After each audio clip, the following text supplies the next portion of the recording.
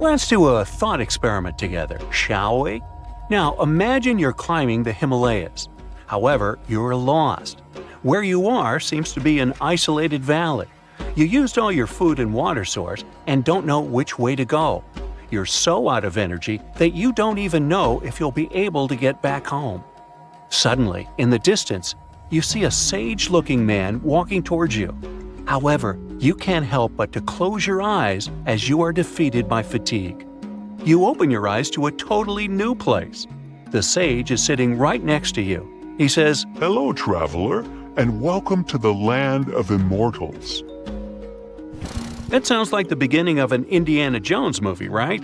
But what if I told you that such a place actually is said to exist, according to some legends, beliefs, and ancient texts?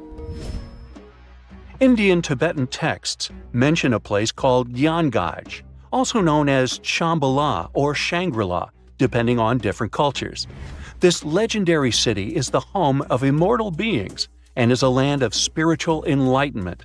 Take one of its names, Shambhala, for example. It literally means the source of happiness in the Sanskrit language. So, accordingly, you would expect this celestial kingdom to be surrounded by all things of great beauty and wonder, with gardens and other mighty and majestic structures.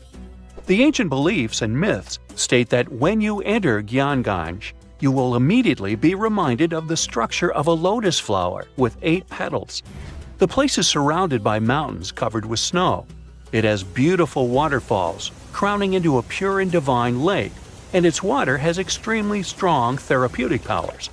The whole place is illuminated by milky white light at all times, and this is neither due to the sun nor the moon. There are also phosphoric plants that can give desired light on voice commands. 100 types of other delightful flowers keep blooming all year round in its gardens, in addition to countless trees where delicious fruits grow. But one tree is known to be the most special one, and that is the tree of immortality, or the tree of life. Described as a shimmering crystal, it stands at the center of Gyanggaj and unites the skies, the earth, and the underworld. The fruits of it resemble an abstract form of Sri Yantra, a mystical diagram used in Hinduism, which consists of 9 interlocking triangles. However, nobody is allowed to take these fruits out of Gyanggaj itself. The only way to do it is if you get permission from the inhabitants of the city. This brings us to the question of who lives in this magical and mystical city. According to the legends, Gyanggaj is inhabited by a great number of advanced masters, or in other words, sages, who subtly guide the destiny of the world through meditation. They are eternal beings who are not affected by any human desires or sorrows. Their duty is to protect the spiritual teachings of the world and work for the good of humanity, as well as all conscious beings. It's also believed that during a time of great chaos in the world, the 25th ruler of this Gyanggaj will appear among them to lead the planet to a better future. These sages and eternal beings who live there are somehow also the protectors of Gyanggaj. So, if you were thinking of just casually walking into this place with a map in your hands, sorry to inform you, but that's not happening. First of all, no one really knows where exactly Gyanggaj is. Some people believe it's in a remote valley in the Himalayas. Some claim it's in a hidden cave. There are also people who think it's on a mountain range, and others suspect it's on a secluded plateau. So, the location of the city is a mystery, and seems like it will stay that way, since it is also said that the immortal sages who live in Gyanggaj camouflage the valley from humans by creating some kind of an energy field. So, Google Maps can't help you with it either. That's why some even suggest, including the Dalai Lama, that it exists in a different plane of reality altogether. In some of the ancient texts, there are actually a few instructions on how to access Gyanggaj. However, the directions are said to be incomprehensible, the way I get sometimes. But let's pretend for a second that you did crack the instructions, and the immortal beings living there were willing to grant you entrance. Unfortunately, you still might not be able to enter this cosmic city, and here's why. It is believed that only enlightened masters or sages who have a certain karmic connection with it will be able to reach there. So, what do the eternal beings of such a magical place do there? Remember, they have all the time in their hands. The ancient texts state that Gyanganj has a center and 16 areas that are all meant for 16 different sciences to be studied. These include solar sciences, universal planetary sciences, sciences related to time, the science of air, the science related to the sun and the moon, the science related to space, the science related to gravitational forces, and so on. What they all have in common is that to be able to learn them, you first need to have a very high understanding of energy. The level of courses that are studied is extremely advanced, and these teachings are still unknown even in these modern times. Each scientific system has different departments, and all these departments have their respective teachers. Since time doesn't work as we understand there, and immortality is possible, most of these teachers are hundreds or even thousands of years old. They can stay in their spiritual bodies, which appear like a mass of bright light, while their physical bodies remain separate. What a school, huh? It almost makes Hogwarts seem boring. And does anybody actually graduate from there? Of course, all these stories and mysteries about Gyanganj have attracted many people from all around the world. Countless attempts to find this land of immortality and spiritual awakening have been made by mountaineers and trekkers, including President Franklin Roosevelt himself. But as you might have guessed, they led to nothing. Still, there were a few people, like renowned spiritual leaders, sages, and adventure seekers, who claimed they had visited it. One of them was Sri Gopinath Kaviraj, a celebrated scholar, who was the first person in modern times to have allegedly found the place. After his supposed visit to Gyanganj, he wrote a book about it and made the place popular in modern culture. Upon reading his book, many other enthusiastic foreign scholars rushed into Tibet to learn more about it, as well as try to find it. Another person who claimed to have been there was a mountaineer who got lost in the Himalayas.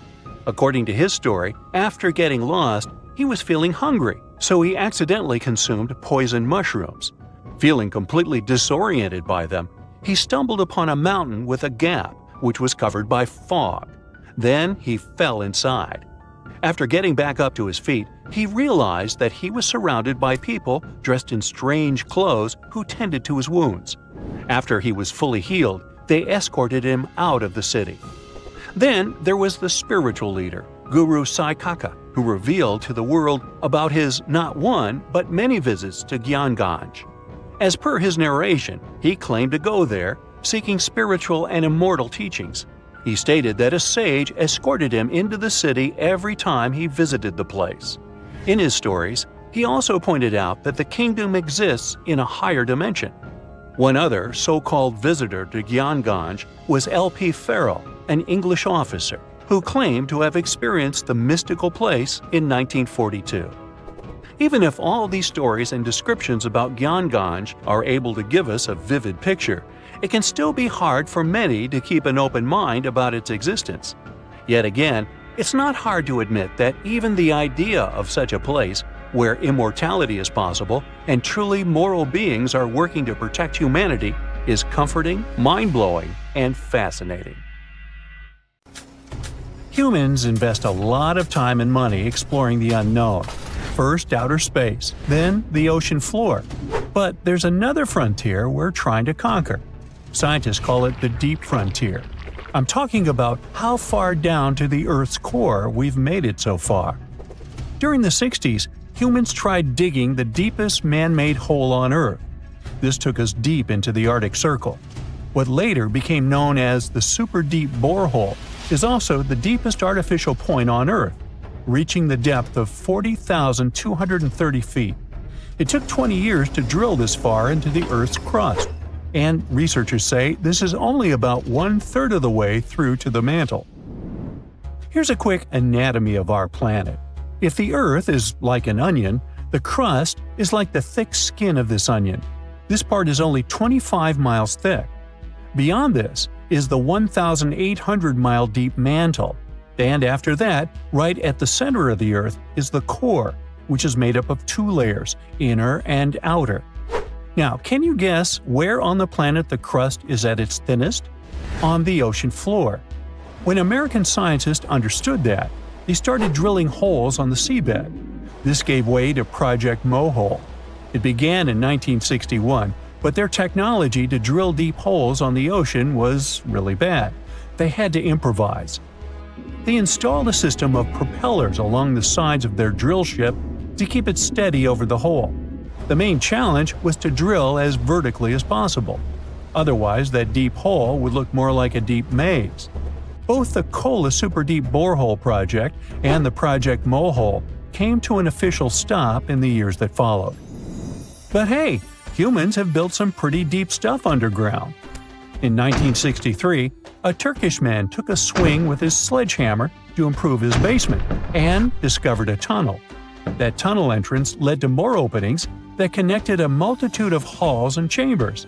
He didn't know it, but he had discovered Deringoyu. This once lost city was up to 18 stories tall and 200 feet deep. The city was large enough to host 20,000 people, and it was simply standing beneath Cappadocia in Turkey the whole time. Cappadocia hosts hundreds of subterranean dwellings. 40 of these underground cities are at least 2 stories high, but none of them are as huge as Deringoyu.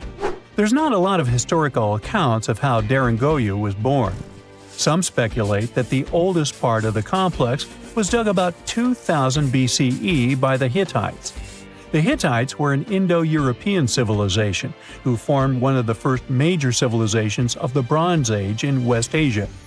Scholars think they built this underground city to protect themselves from invasion.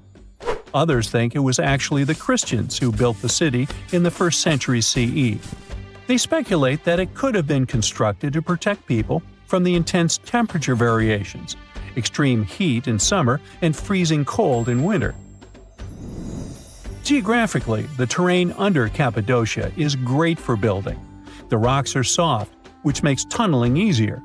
For that same reason, opening large caves underground is fragile. That's why most chambers have pillars that support them. On the bright side, and we are, none of the floors at Deringoyu have ever collapsed. The builders of Deringoyu thought of everything.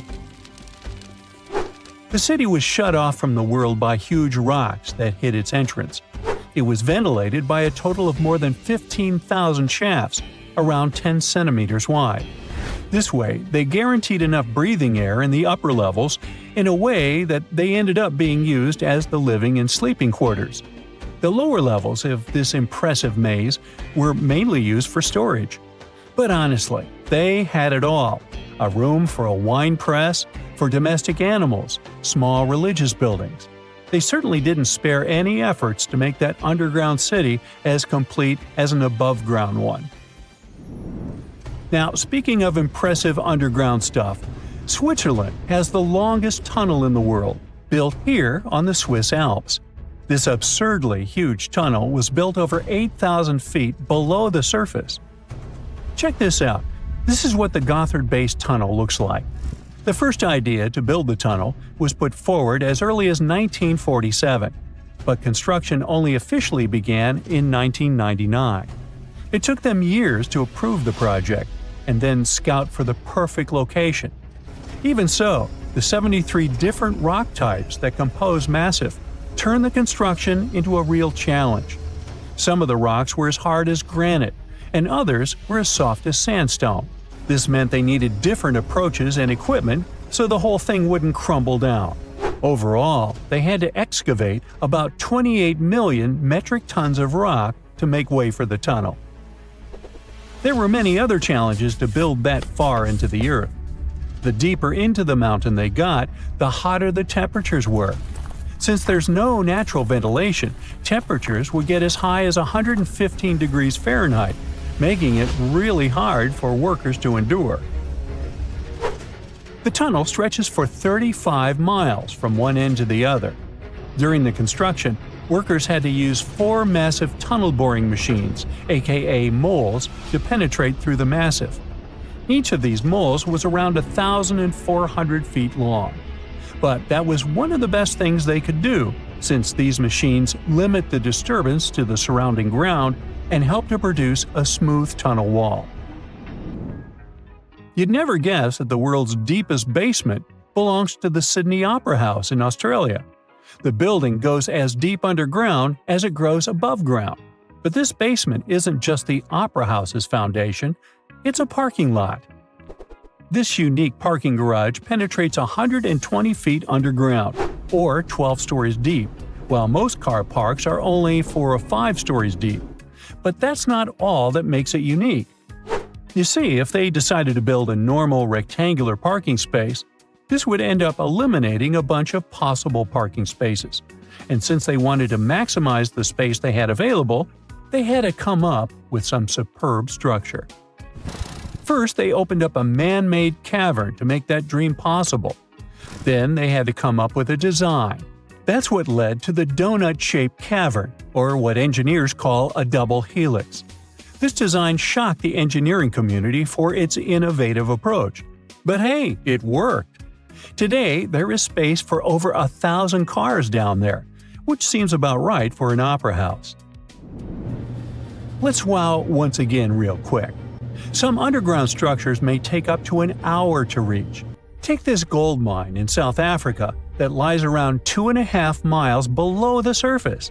Yeah, you may think, hey, it's just a couple of miles, why does it take an hour to get there? But the conditions are hard and it's not for the weak. But Milan Ladina, an Ecuadorian runner, even completed a half marathon there, despite temperatures reaching 104 degrees Fahrenheit, high humidity at 80%, and an atmospheric pressure of 1.4, comparable to what divers experience 5 meters under the sea. Yikes. There you are, trekking across a desert on foot. It's hot, you're terribly thirsty, and now you gotta walk around this stupid wall. Wait, a wall in the middle of a sandy, lifeless nowhere? Exactly, a wall in the northern Saudi desert. Archaeologists have just made a super exciting discovery, and what they found was not just a single wall. No, it was a whole ancient walled city that might date back to 2400 BCE. They think this place was home to around 500 people and could have been used for 1,000 years. This discovery is groundbreaking. It means that the area could have been way more advanced than anyone expected. This city was well organized, with different zones for living, towers and strong walls for protection, and different sections for all kinds of daily life. This ancient city, now called Al-Natah, was basically an oasis town, and it's great since it can give us a peek into what life might have been like in this desert thousands of years ago. Apparently, they had clearly separated areas, like residential sections, a cemetery, farmland, and even a town center. This oasis city, found in the Khaybar area, is the first big organized settlement from the 2nd or 3rd millennium BCE that researchers have uncovered in northwestern Arabia. The first surveys show that this town, which covered about 6 acres, had several districts, including the residential area, the cemetery, and the legal one, with courts. The houses were set up in neat rows, all connected by small roads. Those streets kept the residential area separate from the rest of the town. Back then, most people in this region were nomadic herders, always moving around. But archaeologists have been sure that during the Bronze Age, northwest Arabia had small walled towns and oasis centers scattered across it. These connected oasis towns were unique, offering secure places for people to live, store goods, and trade. They started showing the beginnings of urban planning, which hints that people of that time were already starting to settle down and organize communities more seriously. The research team estimated that there were about 50 homes in Al-Natah, but that number could go up to 70 as they keep digging. They think that a few hundred people lived there, and probably one of the coolest things is that some houses went up to 3 stories tall. Built on a slope near a couple of major trade routes, this city was set up in a prime spot. Now, one of the most impressive things about this place is its water supply. The oasis had springs and aquifers, which are underground water sources, and such conditions were perfect for farming. Those water sources meant residents could grow their own food, making the town self-sufficient. The outer walls probably helped control who could enter the town and get access to its resources. This settled way of life was an impressive shift from nomadic living to a more agro-pastoral lifestyle, which means a mix of farming and herding animals. Another find that supports this theory is a bunch of tools like grinding stones, mortars, and pestles discovered inside the town. People there must have ground grains and prepared food. They had a diet of cereals, meat, and milk from animals they raised themselves. These astonishing findings show that the inhabitants of the town could easily feed themselves and were surprisingly advanced for that time. Thanks to better access to Saudi Arabia in the past couple of decades, archaeologists now have a much clearer picture of what life there was like thousands of years ago. The most exciting thing is that Al-Natah might have been part of a whole network of similar fortified oasis towns spread across the region, and all of these connected sites could show us how trade routes and small settlements worked together at that time in that arid area. Now, at the same time, this recent discovery isn't the only one that has the scientific world buzzing with excitement. How about we visit Egypt and see for ourselves? After all, archaeologists have just found a stash of ancient Egyptian and Greek treasure underwater. They were exploring the lost city of Thonis Heraklion off the coast of Egypt, which sank more than 1,000 years ago. This city was legendary, and nobody even knew where it was until it was rediscovered in 2000. Now they're uncovering more and more, and on this dive, they found a pile of gold and silver treasures. Those were probably used in rituals to bless Egyptian pharaohs when they took the throne. The researchers even found an ancient Greek temple dedicated to Aphrodite and some super-old Greek weapons. Frank Gaudio, the lead archaeologist, said it was astonishing that those delicate objects had survived the disaster that brought the city down. Back in its prime, Thonis Heraklion was one of the biggest port cities in the Mediterranean. It was a huge center of social life and was the main entry point for ships from Greece coming into Egypt. But tragically, due to rising waters, earthquakes, and a catastrophic tidal wave, the soil underneath the city literally turned into mush, and then the entire city sank into the Mediterranean. It was forgotten until Gaudio's team found it in 2000. Since then, they've been uncovering new parts of the city and piecing together its history little by little. If a lost underwater city doesn't seem impressive enough, we can travel to the Amazon. The discovery made there is truly mind-boggling. For centuries, people have talked about lost cities deep in the Amazon, like El Dorado, that mythical city of gold that lured Spanish explorers into the jungle. A lot of them never came back. Then, in the 1900s, a British explorer named Percy Fawcett went searching for what he called the lost city of Z, and he too disappeared. But now, finally, scientists have actually found proof that those lost cities in the Amazon were real all along. A team of scientists use a tech called LiDAR, which basically allows you to see through thick jungle from above by bouncing light beams off the ground. They flew over the jungle in Bolivia in a helicopter about 650 feet up and mapped out those hidden ancient cities. What they found were ruins of a huge urban settlement built by the Kasarabi people who lived there from 500 to 1400 CE. And it wasn't just a couple of buildings here and there. No, the LiDAR maps revealed massive urban centers, pyramids, platforms, roads, canals, and causeways, all carefully laid out. Turns out the Amazon wasn't just an untouched jungle. It was once home to big, complex cities. A scientist from the German Archaeological Institute explained that Europeans had long ignored the possibility of ancient Amazonian cities, but the LiDAR maps showed they were wrong. The new maps have revealed 26 sites, including 11 that no one even knew existed. Researchers have discovered two main city sites, Landivar and Kotoka. They had massive moat causeways stretching out like spokes on a wheel, linking the main cities with smaller surrounding settlements. Some of the canals even connected the cities to rivers and a big lake, which allowed water to flow through the area. Over the years, scientists found scattered ruins all over this region, but the thick jungle made it nearly impossible to connect the dots and see if or how they were related. With LiDAR, the whole layout came to life, showing that those sites were part of a much larger, organized urban system.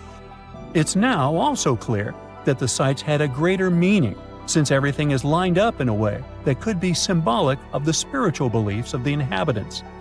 The Kasarabi culture isn't as famous as the Maya, but they had a thriving society in an area that faced huge challenges, like yearly flooding. And although the nearby Andes had their own monumental sites, the Kasarabi were doing something absolutely unique.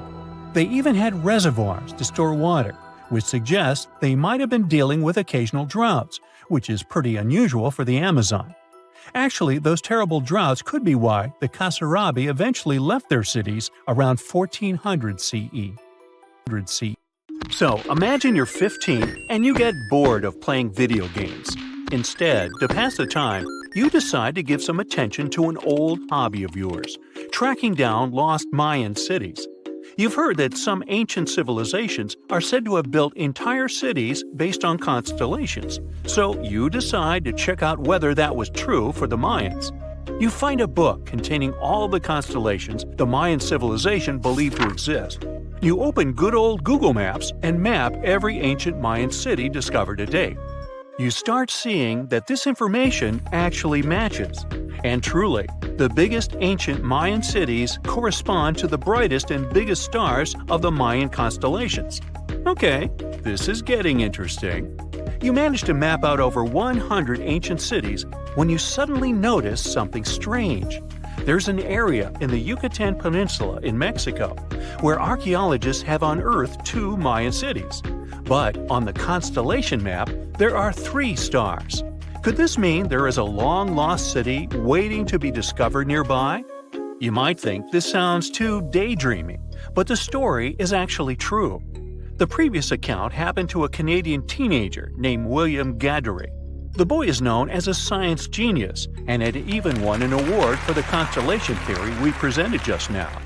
When he noticed that a 3rd city was missing from the 23rd constellation he was examining, he began to scour the internet for satellite pictures that could help him solve this mystery. He looked into images from NASA, JAXA, a Japan-based satellite company, and Google Earth. These images were still insufficient to answer his questions, so he reached out to a friend inside the Canadian Space Agency. His friend provided him with state-of-the-art satellite imagery that gave him the answer he was looking for. According to the images, there is a large square area right on the border of Mexico and Belize, which looks like the remains of a city. William took the images to a remote sensing expert known as Dr. Armand Laroque from the University of New Brunswick. They studied the images thoroughly and concluded that the area could be housing 30 buildings and even a large pyramid. The scientific and archaeological community went crazy with the 15-year-old's discovery. Could this really be true? Some background. Lost Mayan cities began to be unearthed in the mid-20th century. Since then, ruins from cities such as Tikal, Palenque, and Uxmal have been rediscovered. The Mayans were one of the biggest pre-Columbian civilizations living in the Americas. They began to settle in the area as early as 1500 BCE. Experts believe that, at its height, the Mayan civilization consisted of over 40 cities, with a population of millions of people. That's a crowd. And their cities were pretty interesting. Their civilization spanned over Mexico's Yucatan Peninsula, Guatemala, and Belize. They survived mainly on agriculture, so they developed a complex irrigation system in most of their cities. They built a series of ceremonial buildings, pyramids, plazas, and even courts for ball games. The Mayans were keen pyramid builders, but they also developed an advanced astronomical system. With whatever ancient technology they had, they were able to predict the exact location of planets, such as Venus and Mars, and they were able to predict the exact dates of eclipses. That's why the methodology William used to discover this long-lost Mayan city was unusual, but not completely surreal. The Mayans were keen astronomers, so it wouldn't be too strange that they built their major architectural feats in relation to the sky, would it? And they wouldn't be the first ones to be doing so. There is a famous fringe of Egyptology dedicated to studying how the Giza pyramids were built in perfect alignment with the Orion constellation, meaning that each pyramid was purposely built to align with one of the major stars of Orion's belt. According to William, he first had the idea to look at the Mayan constellations because he couldn't understand why the Mayans built their cities where they built them. Most major cities, such as Chichen Itza and Uxmal, aren't near any rivers or significant bodies of water. Instead, they're built on marginal lands and on top of mountains, which confused the 15-year-old. His next thought was that it might have something to do with astronomy. William named the new city he discovered Mouth of Fire, which is also my nickname, and he even won a merit award for his hard work. However, his theory was very much contested inside the archaeological community, and many Mayan experts worked to debunk William's findings. Some archaeologists say that constellation theories are too unscientific. Anthony Aveni, a renowned anthropologist and astronomer, referred to William's methodology as an act of creative imagination. He explained that there is no way to be sure what the Mayan constellations really were. It's all just hypothetical. Another debunking of William's findings came from Mayanist David Stewart, who said that the object identified on the satellite imagery is nothing but an old cornfield. His claim was supported by an expedition that took place near the area in 2021, when the archaeologists present reported there was nothing at all in this area. Still, a 15-year-old boy almost found a long-lost Mayan city, which is pretty exciting if you ask me. Similar techniques as those used by William are actually being used to unearth lost civilizations all over the world. According to space archaeologist Sarah Parquet, satellite imagery has been a key player in discovering ancient cities in Egypt and other places. Sarah herself spends most of her days scouring images for any sign of where there could have been cities long ago. What happens, she says, is that any time you have something buried, it's going to be covered either by vegetation, soil or sand, or some other modern construction on top of it. In order to assess whether there is something hidden under large canopies of vegetation or not, she uses infrared technology, for instance. A major recent discovery in Brazil was done in a similar way. Satellite imagery detected a network of trenches dating back to 200 to 1200 CE. These suggest settlements that could have supported around 60,000 people. But in this case, the satellite imagery did indeed correspond to what was on the ground. Researchers from the University of Florida found several mounds that were accompanied by ditches and geoglyphs. Archaeologists also found remnants of carefully designed walls, centered around plazas, much like the type of construction done by the ancient Mayans. Advances in satellite tech have also shed new light on long-discovered ancient Mayan cities, such as Tikal. Located in the heart of the Guatemalan jungle, Tikal is believed to have been the capital of the ancient Mayan Empire. At its height, it was comparable in importance to cities such as London or New York in today's world. It was composed of a series of complex monuments, many of them believed to have been the resting places of kings and chiefs. Tikal is already known to have been big, but recent discoveries show it could have been even 3 times larger than what scientists originally believed. The main discovery revolves around a fortification on the outskirts of the city, indicating how far the original city stretched. And new discoveries still take place. In 2017, researchers also unearthed new clues regarding the potential causes of the decline of the Mayan civilization. Using data from a Sidon seawall located 62 miles southwest of Tikal, scientists analyzed radiocarbon data from ceramics and archaeological excavations to extract new information about the sudden demise of this great civilization. The information shows that, instead of a sudden collapse, the Mayans most likely collapsed in waves of social instability and political crises. These events are believed to have deteriorated Mayan city centers and began causing the dispersion of the Mayan population. Well, it seems like it's a prime time to uncover ancient ruins. What do you say? Will you give it a try as well? You are lost deep within the jungle in the Yucatan Peninsula in Mexico. There are strange noises all around you, and to make it worse, the sun is setting. Soon, you'll be alone in the middle of an unknown rainforest. Guess it was a pretty bad idea to come looking for El Dorado on your own, wasn't it? You keep walking as fast as you can, when suddenly, wait! What's this you're seeing? It looks like large stairways made out of stone. This definitely doesn't look natural, so you take a picture. Maybe you didn't strike gold, but you might have just found something relevant. Congratulations! You found Ocomtún, a long-lost Mayan city. Hidden 37 miles into the jungle, the name literally translates to stone column. Stone was probably in at the time, so these guys used a lot of it to build their pyramids, houses, and even ball courts. If you ever thought that Europeans invented ball games, think twice.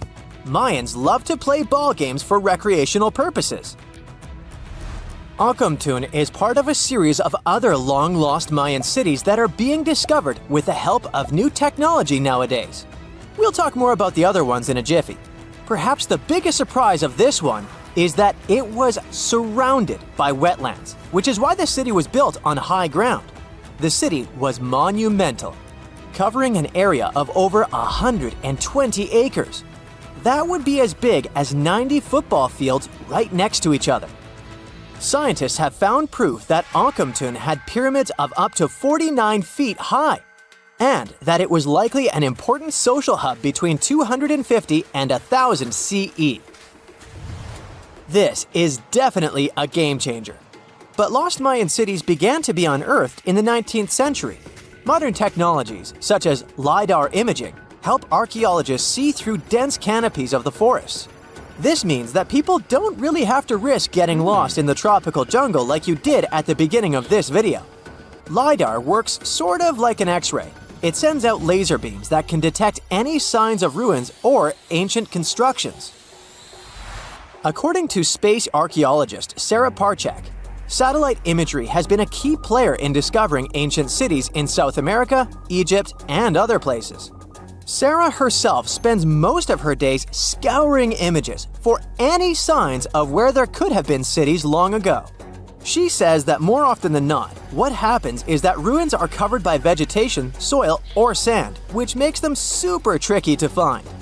But thanks to these awesome tools, scientists also made the huge discovery of ancient Mayan causeways, which spread throughout old Mayan territories. I mean, take a look at these roadways. You'd expect to see ruins like this in places such as Portugal, England, or the United States. I'm talking about 130 feet wide roads painted white to help travelers journey through the nighttime. Scientists recently unearthed a 110-mile network of roads such as these, and they think this dates back to before the first registered Mayan highways we've known so far. These roadways, which sometimes ran over the swampy ground and were even elevated at times, are being called the world's first superhighways. Even if there is no registry of animal-powered vehicles, it's believed that the Maya used them to travel around a network of possible 964 settlements. They were built like a huge spiderweb, and from what archaeologists have gathered, this huge system of roads worked to connect a big system of economic and social interactions between Mayan cities.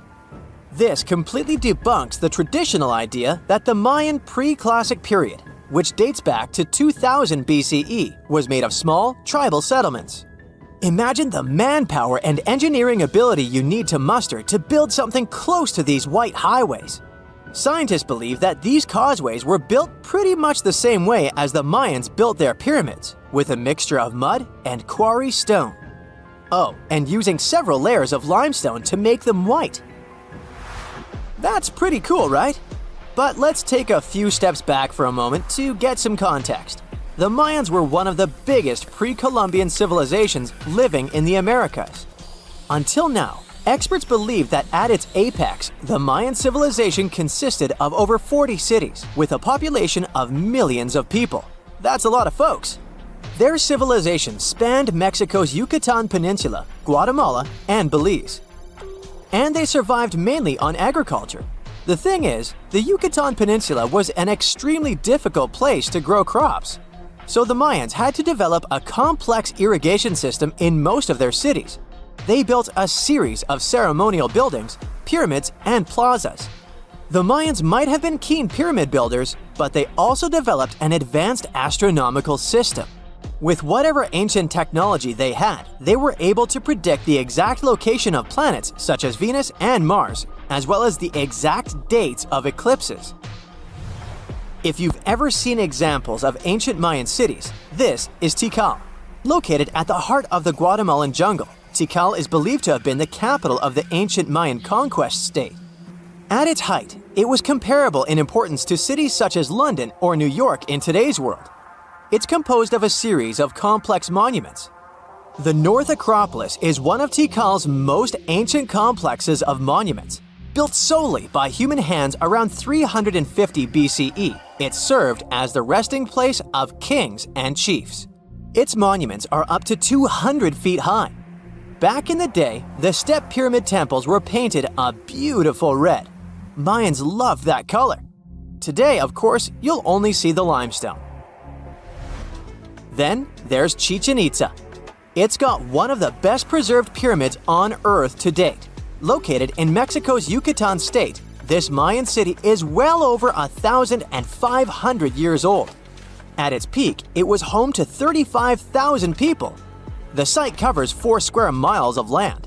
The highlight is El Castillo, a tremendous step-like temple standing 80 feet above ground. Its most peculiar feature is that it has 91 steps up each of its 4 sides, including the upper platform, which makes for 365 steps, the same number of days as the solar year. You can see that these folks were a pretty big deal, huh? That's why nobody can really understand what happened to them. There's a big lack of evidence on the decline of this almighty empire. What could have been the cause of their demise? Was it a drought? New research in 2017 did bring some new discoveries into the mix. Using data from a site at Ceibal, located at southwest of Tikal, scientists analyzed radiocarbon data from ceramics and archaeological excavations to extract new information about the unexpected demise of this great civilization. The information shows that instead of a sudden collapse, the Mayans most likely fell in waves of social instability and political crises. These events are believed to have deteriorated Mayan city centers and began causing the dispersion of the Mayan population. It's hard to pinpoint the exact causes, though. But hey, recent discoveries are shedding a big light on humanity's past. Not only about the Mayan Empire, but about other long-lost civilizations of South America. A major recent discovery in Brazil was done using satellite imaging technology and is also shocking scientists.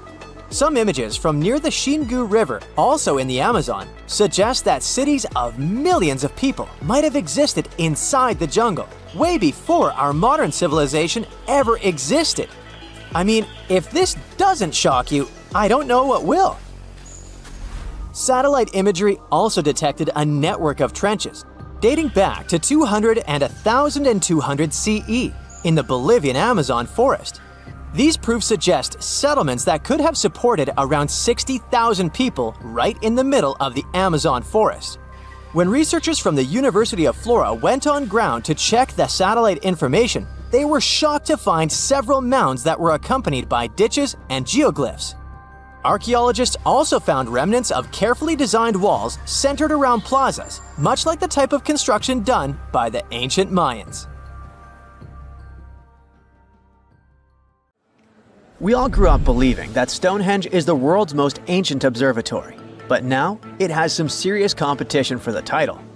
Nabta Playa was built more than 2,000 miles away in southern Egypt, and thousands of years before Stonehenge and even the pyramids of Giza. In 1973, a Bedouin guide stumbled upon a strange group of huge stone formations while crossing the Sahara Desert. He led American archaeologist Fred Wendorf to the site, located about 60 miles from the Nile. Wendorf's friend and colleague claims the team found the stones while stopping for a bathroom break in the desert. Either way, what they found changed history. At first, Wendorf thought the stone structures were just natural formations, but then it hit him. This area was once a lake, meaning no natural rocks should even be there. He kept coming back to the site for decades, and by the early 1990s, his team finally uncovered a circle of stones that seemed to line up with the stars in a way no one could explain. After 7 long years of trying to crack the mystery of the site, Wendorf reached out to an expert in archaeoastronomy. They study how ancient people used the stars. One evening, while the expert sat in the cool desert sand staring at the stones, he realized that they formed a pattern radiating outward from a massive burial mound. One by one, as they dug into the sediment, the buried megaliths started lining up like spokes on a wheel. The team had already used radiocarbon dating to test samples from fire hearths and tamarisk wood roofing found inside the stone circle. Nabta Playa had dozens of standing stones, all a few feet tall. Some of them lined up exactly with the sunrise on special days, and others matched up with bright stars in the sky. Inside the big circle, there were 6 special stones that may have been used for rituals or marking important times of the year. Around them, 29 standing stones might have worked like a simple calendar to help people know when it was time for something important, like the summer solstice, the longest day of the year. When the sun rose in just the right spot, it was a sign that the rainy season was coming. The stone circle once aligned with the brightest stars in the northern sky: Arcturus, Sirius, and Alpha Centauri. Some stones even pointed to the constellation Orion. By tracing Arcturus's movement across the sky, they figured out that it matched perfectly with the circle around 4800 BCE. That means it was the oldest astronomical site ever discovered. And the people of Nabta Playa may have been watching the stars thousands of years before telescopes were even invented. It looks like it had a huge meaning for people living and traveling through the desert. Over 10,000 years ago, the long, cold, and dry ice age that lasted for tens of thousands of years was finally fading away.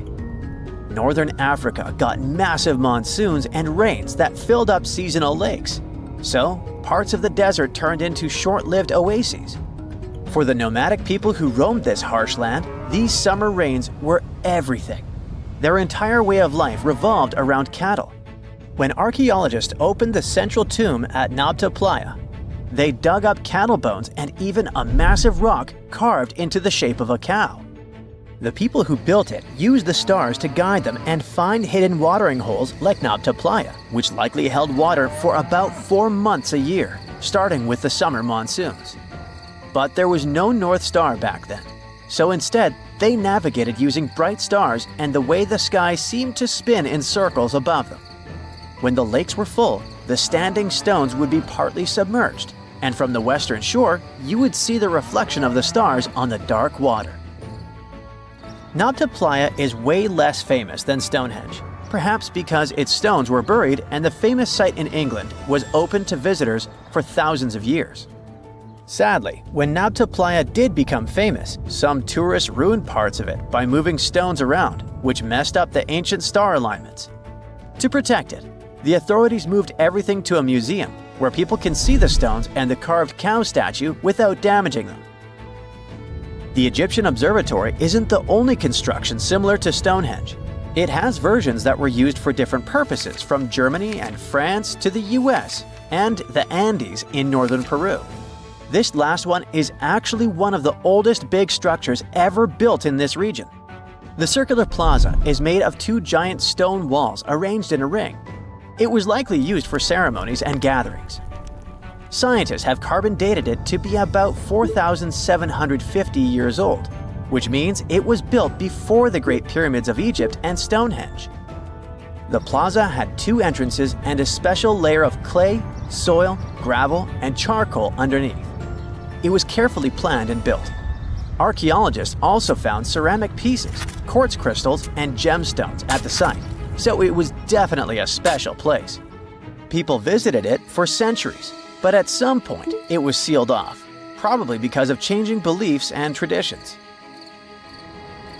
The most recent discovery was the remains of a large timber circle roughly the same age and with parallels to Stonehenge, all the way up in Denmark. This open-air structure was likely part of a special area where prehistoric people from the late Neolithic and early Bronze Age gathered for rituals and ceremonies. The circle was made up of 45 giant wooden posts, forming a huge ring about 100 feet wide. The wood is gone now, but scientists believe tall timbers once stood in the holes and created an impressive wood henge. No one knows exactly what these circles were used for, but archaeologists have found animal bones and food remains at similar sites. So people probably used to gather there for feasts and rituals. In 2024, scientists found 2 ancient stone circles from the Neolithic period in Dartmoor National Park in England. Some archaeologists believe they might form a sacred ark. Many of Dartmoor's stone structures were built in a curved shape on the high ground in the center of the area. A long time ago, Dartmoor was covered in forests, so people may have used the high ground as important markers. One of the newly found circles fits inside this ark, but the other one is outside of it, to the north. This could have been an entrance point into the ark. There's also a raised bank of earth near the stones, which looks similar to other famous Neolithic sites, like the Ring of Brodgar in Scotland and Stonehenge itself. This means the people who built these circles may have visited Stonehenge or been inspired by it. Archaeologists in Oman found ancient stone monuments called tralith, which got the nickname Arabian Stonehenge. They were finished about 2,000 years ago, but no one knows for sure who built them or why. Scientists also found stone hand axes that are incredibly old, between 300,000 and 1.3 million years old, from the time when the first humans left Africa. At another site in central Oman, archaeologists discovered a Neolithic tomb from around 5,000 to 4,600 BCE. There are 2 chambers with the bones of dozens of people inside beneath a giant megalithic structure. Nearby, they also discovered rock carvings that were made by people who lived in the area. And then there is another Stonehenge look-alike, this time in Saudi Arabia, that was used as an apartment complex thousands of years ago. Archaeologists discovered a total of 345 stone circles by looking at aerial photos of a lava field. Each circle is between 13 to 26 feet and has at least one large standing stone in the middle. These structures still have remains of stone walls and doorways. Stone circles like Stonehenge are often linked to ceremonies and rituals, but scientists say that many early houses were actually built in round shapes, and rectangular homes only became common much later in history. Can you tell me what date it is today? Piece of cake. You just look at your smartphone and voila, you immediately know the day, month, and year. But was it always this easy to tell the date? Did the ancient people even have the concept of a year that lasts 365 days? Yes and no. Mayan calendars had cycles. That's close to what we call a year. But the Mayan cycle was much longer, 819 days. And this is where the mystery begins. 819 days compared to what? When does this calendar begin and when does it end? Scientists were asking themselves this question for decades. They discovered and deciphered the Mayan calendar during the 1940s. Recently, 2 American scientists, John Linden and Victoria Bricker, came forward with a solution. So, what did they do differently from their predecessors? The duo deciphered the code by broadening their thinking. They expanded the calendar from 819 days to full 45 years. That's 20 times longer than the original cycle. And a pattern started to emerge. This was a major breakthrough because the Maya told time in a complicated way. You can forget about the easy-to-read Arabic numerals we have today. These ancient people used glyphs. These are tiny images that represent characters, something like the icons on your desktop or universal symbols. When you see a little dot with 3 curved lines above it, you know there is a Wi-Fi network available. The Mayan calendar used glyphs that represented animals or natural phenomena. For example, there were symbols for a jaguar and an eagle. Each glyph marked one day. Each cycle is repeated 4 times, 8 and 19 x 4. Let's call these 4 cycles blocks. The Mayas colored each block differently. Scientists thought these colors corresponded to the 4 cardinal directions. Red was east, white, north. West was black, and finally, yellow marked south. But then the 1980s came. Yeah, this was a weird decade. The calculations were all wrong. Researchers determined that the colors were associated with the position of the sun in the sky. It turned out that the color yellow represented the highest point of the sun, which is called a zenith. White was the lowest point, called the nadir. It seems that the calendar showed just how good the ancient Mayas were at astronomy. This is most evident at Chichen Itza. This principal Mayan city is located on the Yucatan Peninsula, Mexico. There stands an impressive step pyramid.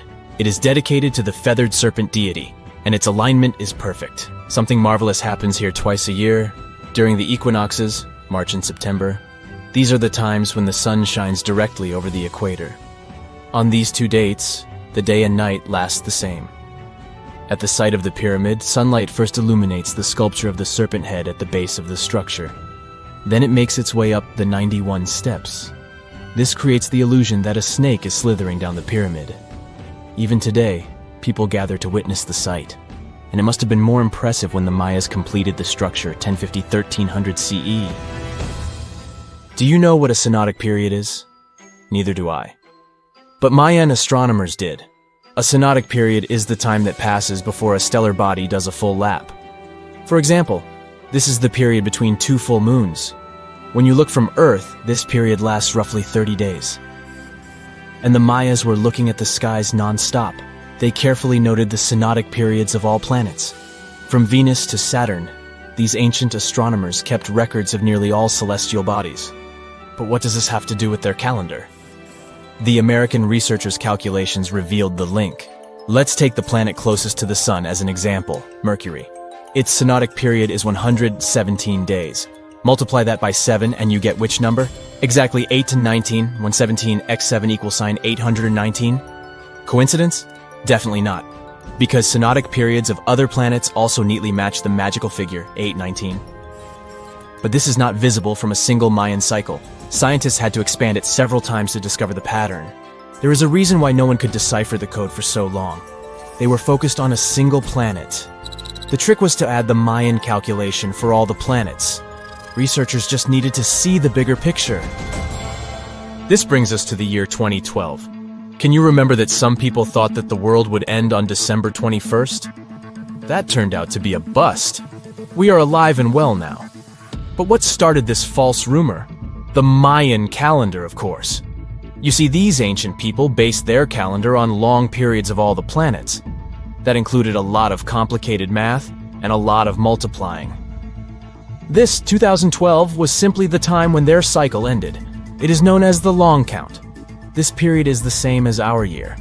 For the Mayas, 2012 was something like the 31st of December for us. Just an end of a cycle in which they measured time, so there was no need to panic.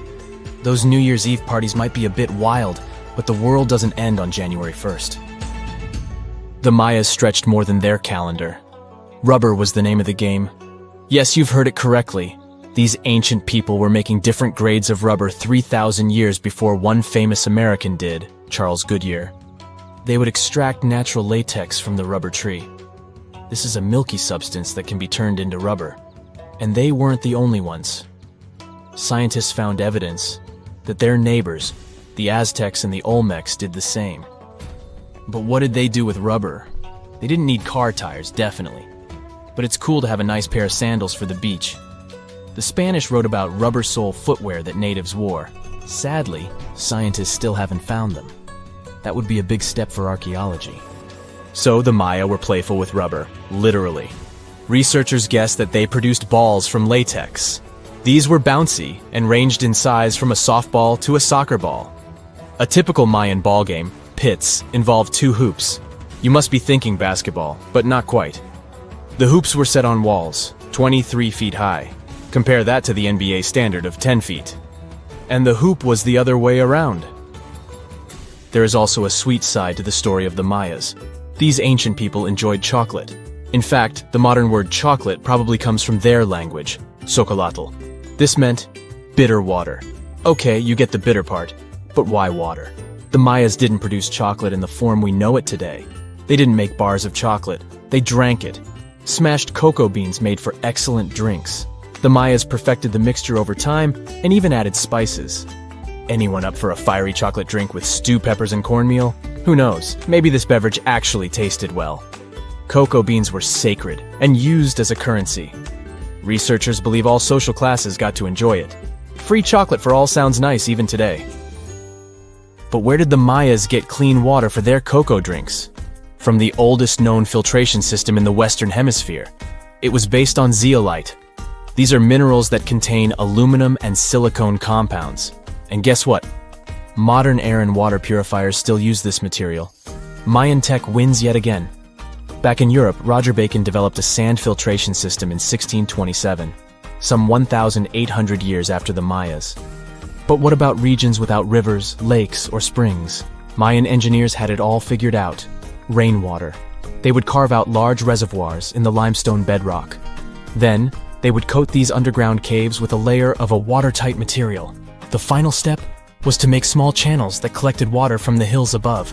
Scientists estimated that just one of these reservoirs could hold on average 10,000 gallons of rainwater, enough to fill 55 modern hot tubs. Researchers have found almost 1,000 previously hidden Maya settlements in the tropical lowlands of what is now northern Guatemala. They did it with LiDAR, light detection and ranging lasers, which they used to scan areas from the air. The region we're talking about is pretty vast. All those structures and buildings they saw over there stretch across about 650 square miles. And these spots were supposedly occupied thousands of years ago. It seems all these structures were pretty densely packed, so people lived close to each other. They had at least 417 ancient villages, towns, and cities where they could identify boundaries. These structures and buildings were actually a part of a state that looked like a kingdom. Some of these settlements were built as sports courts, civic, ceremonial, and religious centers, and residential homes. There were also massive palaces, platforms, dams, pyramids, and causeways across that area. People who lived there also had reservoirs where they collected water. So, they needed the power to organize thousands of specialists and workers. And they also needed many skilled people to build such structures without the technologies we have today. They needed lime producers, architects, mortar and quarry specialists, lithic technicians, those who took care of legal enforcement, and other important roles to establish the true community. This cool laser scanning system researchers used while exploring this area can even penetrate very dense ecosystems and vegetation. The light bounces off different surfaces and then creates a digitally reconstructed map. This map is based on how much time it takes for the pulses to get back to a receiver. So, with this laser system, they discovered there were also lowlands for agriculture. So why exactly did the Maya settle in this region? It was a specific area. Plus, it was hard to build such an amazing kingdom in a tropical rainforest climate. Back in the old times, ancient peoples had mostly inhabited areas in drier climates. Over there, they would build water resources, which were some sort of the basis of society and a source of life. An example of this is Teotihuacan of Highland Mexico, although they did have a couple of navigable rivers they could use for transport and trade. But these rainforest areas had their advantages too. The Maya used natural resources like limestone, which was their primary building material, salt, and the volcanic rock obsidian, which they used for different tools. Also, they managed to find enough dry land to live and build homes there. The lowlands were seasonal swamps called bajos, and they were perfect for agriculture because of the fertile soil. Generally, the Maya built settlements that could endure rainy periods too. They were ready for different circumstances, including flood and drought, which is something you could see in how they built houses. Their architecture was also one piece of evidence that showed their community was like a centralized kingdom-like state, which shows they stuck together through tough times. The Mayan Empire was very powerful, and it reached its peak about the 6th century CE. They were excellent at pottery, agriculture, writing, mathematics, and calendars. They were the ones who created complex calendar systems, such as the calendar round, which is based on 365 days. Although some believed the Mayan calendar predicted December 21st, 2012 would be the end of the world, it was just a coincidence with the end of a certain full cycle. They would call it the long count calendar, and it lasts 5,125 years. The Mayan people left behind an impressive amount of astonishing architecture and symbolic artwork. Most of their stone cities ended up abandoned by 900 CE. no one still knows why the Mayan civilization in that area collapsed, although there are some theories. Some think that by the 9th century, these people had exhausted the resources around them to the point that they could no longer feed and sustain such a big population. Others believe some city-states didn't get along that well, so they broke down the traditional system of power they used to have. Some say it was all because of a very long period of drought. It could be a combination of all these factors, though. But one Mayan city, located on an island, even survived until the 17th century. It was long after the rest of the Mayan civilizations had been destroyed or abandoned. If you're a traveler, you might know the town by its modern name, Flores. Scientists believe about 2,000 people lived there.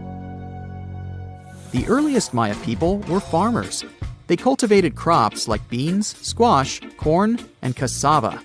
As they had many interesting ingredients, they created hundreds of cool recipes. Many of those are still present even today. For example, in modern Mexican cooking, and especially popular are papayas, cacao, avocados, squash, pineapples, chili peppers, beans, and so on. Even though the Maya mostly practiced a kind of primitive type of slash-and-burn agriculture, there is also evidence of them using some more advanced farming methods, like terracing and irrigation. And they were big chocolate lovers. More than 3,500 years ago, the Olmecs of Mesoamerica probably turned out to be the first to realize that it takes some work for us to get such a cool thing as chocolate. But the Maya were the ones who turned it into a true form of art. Scientists found out about it when they found cacao in Mayan pottery. Their chocolate would be mixed with honey, water, cornmeal, and chili peppers. That's how you get a spicy, savory, hot chocolate beverage you can try even today in Mexico and Central America. Also, they used written language in their books. Their paper was made from fig tree bark, and using strips of that paper, they created a large library of books. Books made of this material are called codices, and 4 of these can still be found today.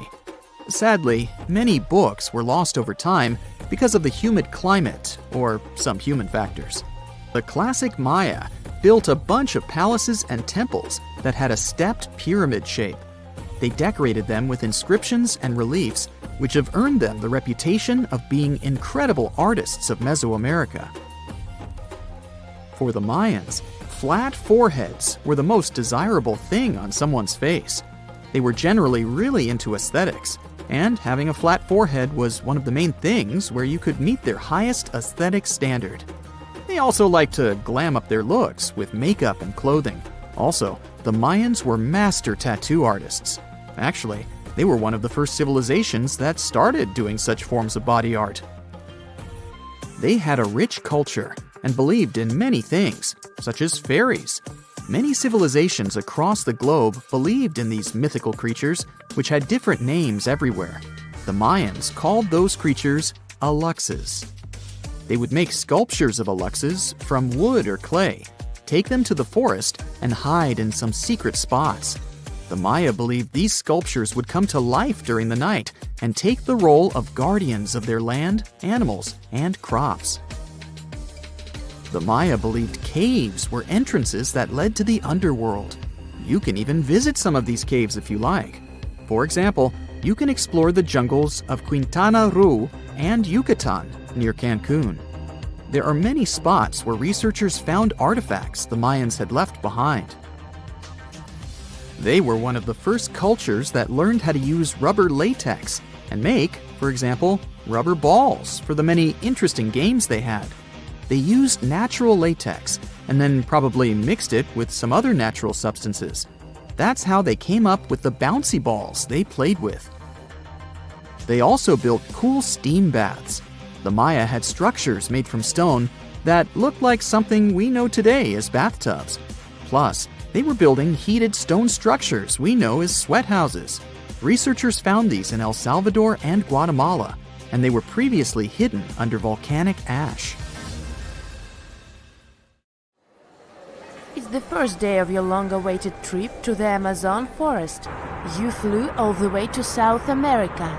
More specifically, you landed in the city of Manaus. It's the heart of the Brazilian Amazon.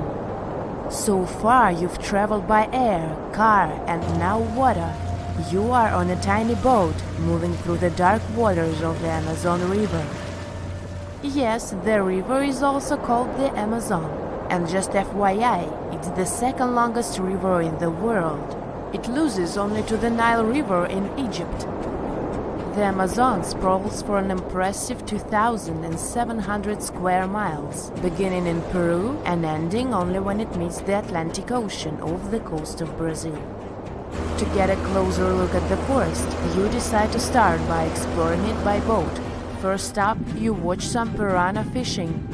You can even try to catch one yourself if you like. As you may know, piranhas are carnivorous fish that inhabit the Amazon River, so it might not be your best option to go swimming in these waters. One of the most emblematic species of alligators present in the Amazon River basin is the broad-snouted caiman. It looks pretty much like a regular alligator, except for the fact that it has a yellow chin. Your guide leaves the boat and searches the water to show you a caiman up close. He also tells you of another legendary creature that lives in the dark waters of the river, the pink dolphin. Lucky you get to witness a family of pink dolphins showing their fins near your boat. They look magical from the place where you're sitting. You've probably never known dolphins can be pink, huh? After a few mesmerizing moments, you discover that the dolphin's pink color is nothing but an illusion. The animals are originally pinkish-gray, but due to the brown colors of the Amazon River, they look vivid pink when you stare at them from above. Your guide tells you that the pink dolphin is a central character of Brazilian folklore. Locals believe that the pink dolphins can turn into humans and wander off into towns at night. You get off your boat near one of the entrances to the forest. Now you're going to continue your trip on foot. Your guide says that you are venturing into very dangerous terrain.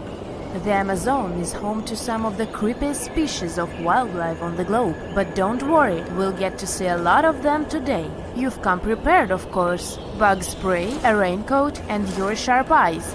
Inside the jungle, you need to be alert at all times. You may have heard legends of the anaconda, a snake that can swallow animals as big as a cow in one go. Sorry to break it to you, but those are not just legends. Reptiles like these do actually exist. They live deep in the jungle. It right there, moving between the trees. Is it a spider? The so-called Goliath bird-eater is a monster spider. Its legs can grow up to a foot in length, and the spider itself can weigh around 6 ounces. It's also known as the king of tarantulas. You shouldn't get too close, of course. It's not venomous to humans, but its bite can surely sting. As its name suggests, the Goliath bird-eater can even eat birds, as long as they are smaller than it is. Up next, you run into another species of spider that draws your attention. This one is so tiny that you almost don't see it. It's known by the popular name of the decoy spider. You see one of its creations, a gigantic spider built by the tiny Cyclosa spider in order to scare off large predators. This is as amazing as it is creepy. A spider that uses the remains of other insects and dry leaves to create the image of a large spider on its web. If it fools predators, perfect! But to us humans, this work of art looks almost endearing. Who knew there were artists in the arachnid world?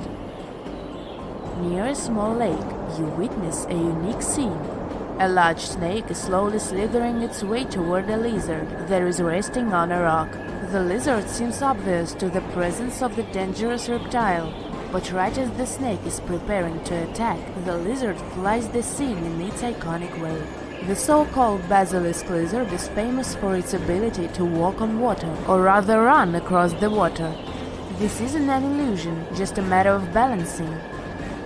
The small lizard moves its legs on top of the water very fast, while its long tail serves as a counterweight. I wish I could do that. If you've ever wondered what a frog looks like on the inside, you've come to the right place. Right in front of your eyes, there is a rare local species of frog. It's known as the glass frog. This species of amphibian has a type of transparent skin that is completely see-through. In other words, you can see the frog's interior with astounding clarity. It's as if you had X-ray vision. Moving on with your journey, soon you come across a pond. Floating on its water is probably the biggest water lily you've ever seen in your life. These huge plants are also known as the Victoria Amazonica. They can measure up to 8 feet across and hold the weight of a grown-up person. But I wouldn't recommend trying to climb on it if I were you. Just cause, you know, it's the Amazon forest we're talking about. The wildlife here is amazing, but the forest itself is also a sight. There are over 80,000 species of plants and trees grown in the Amazon rainforest. In fact, you can find 10% of all the world's wildlife in this jungle. An estimated 400 billion trees grow on the gigantic area the forest occupies. Of course, this place is bound to be biodiverse, right? You won't be able to witness this phenomenon during your trip, but your guide tells you about a unique species of tree that is famous for being able to walk. Yep, you've heard correctly. There are walking trees in the Amazon rainforest. They don't have legs or anything like that, but they do move around in search of better lighting conditions. The Amazon canopy is so thick that only 1% of sunlight can reach the forest floor. Because of this, some trees end up getting less sunlight than others. The so-called walking palm trees seem to be adapted to this situation. They grow new roots, which helps them move for 1 to 2 inches per day. They can walk up to 65 feet per year. Maybe that's what inspired John Ronald Reuel Tolkien to create ants, huh? Those are pretty similar tree beings that roam freely around the world. I kid you not, it's not only wildlife that inhabits the Amazon. Actually, over 30 million people live in the forest.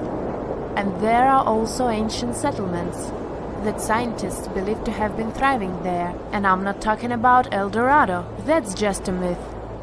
But in 2018, a groundbreaking study showed that up to 1 million people probably inhabited the Amazon between 1250 and 1500 CE. Can you imagine that? Working alongside local indigenous people, researchers from the University of Florida found several mounds in the Amazon. Besides these mounds, they also discovered interesting ditches and geoglyphs. After mapping all of these recurring mounds, scientists understood that this was a sign of an ancient settlement. They found remnants of carefully designed walls centered around plazas. This could only mean that these ancient cities were big and could host hundreds of thousands of people. These findings brought back the idea that the Amazon could have been home to thriving civilizations way before the Europeans arrived there. But rather than cities drenched in gold, they were simply well-developed agricultural societies. The story goes that 2 Mayan twin boys loved to play ball. Sure, they were really good at it, but they also made a lot of noise when playing. The lords of the underworld soon became bothered by the sound and summoned the 2 boys to the underworld, a place the Mayans called Xibalba. As soon as the boys reached their gloomy destination, the lords of the underworld began putting them through a series of tests. Soon enough, the inexperienced twin boys failed the tests and lost their lives. But this was not in vain. This sad event resulted in the appearance of a beautiful fruit tree. Soon enough, a young woman saw a beautiful fruit on this tree and reached up to pick it. Legend has it that soon after that, she gave birth to another set of twin boys named Hunahpu and Xibalba. Just like their ancestors, these twins were great ball players, but they were equally as loud, and the lords of the underworld became annoyed again. They decided to ask this pair of twins to come to play a game in the underworld hoping to get rid of them too. When the twins arrived, the Lord sent them through a number of frightening places. The first one was the House of Gloom, which was very dark. They then passed through the House of Knives, where they had to avoid getting injured. The twins then built a fire in the House of Cold, so that they didn't freeze, and ran through the House of Jaguars, where they tricked the animals into not eating them. Finally, they entered the House of Bats, where they seemed to have lost their luck. One of the bats managed to run off with Hunahpu's head. The lords then challenged the twins to play ball with them, but the boys were clearly at a disadvantage. Xibalanqui placed a turtle on Hunahpu's shoulders to make up for his lost head, and they began playing. As the lords became distracted by an animal near the court, Xibalanqui stole his brother's head and placed it back in its place. Much to the annoyance of the lords, the twins were now able to tie the game. Hunahpu and Xibalanqui continued to perform a series of tricks for the lords of the underworld. One of them involved Xibalanqui injuring Hunahpu and then bringing him back to life. The lords were so impressed by the twins' performance that they asked them to do the same trick on them. Of course, the twins agreed, but after performing their trick on some of the lords, they refused to revive them. Seeing what had happened, the lords of the underworld admitted defeat and begged for their lives, promising not to intervene in the lives of people ever again. Hunahpu and Xibalanqui were happy to have avenged their ancestors and gained the respect of the lords. Legend has it that the lords of heaven were so impressed by the twins that they took them to live in the sky by turning them into the moon and the sun. The Maya civilization was one of the most dominant indigenous societies in history, and their folklore and traditions are still discovered and studied today. They used to live in a territory called Mesoamerica. It was made up of modern-day Mexico and parts of Central America like Guatemala, Belize, Honduras, Yucatan Peninsula, and El Salvador. They lived from 1800 to 900 BCE and up to 900 to 1500 CE. Apart from their impressive legends, the Maya were very skilled inventors. They're known for their calendars, writing systems, farming methods, and sports. Their writing, for example, was found preserved on buildings and stone monuments, as well as in rare books and pottery. It's a system made out of more than 800 hieroglyphics in various combinations. Each of those signs was said to represent a syllable. Their writing system was deciphered by accident by Tatiana Proskorakov, an American woman who initially studied to be an architect. Since she didn't find a job in her field, she eventually became a Mayanist in her own right, despite not being academically trained. She was the first to notice that the Mayan upended frog glyph meant birth, and that their toothache glyph meant the date when the king ascended to the throne. It made it easier for scientists to pinpoint birthdays, as well as the names of the rulers of a specific Mayan dynasty. They also invented the concept of zero, which is seen as one of the greatest innovations in mathematics, physics, and human history altogether. Sure, even back then, people understood the idea of having nothing, but the concept of zero as a number is a relatively new invention. A fun fact about Mayans is that they really liked hats. The bigger your hat was, the more important you looked. Not only was it a sort of fashion statement, but it also made them look taller, which was a big deal for their aesthetic. The Mayans also came up with one of the most intricate and complex calendars in human history. It was the first to use zero as a placeholder.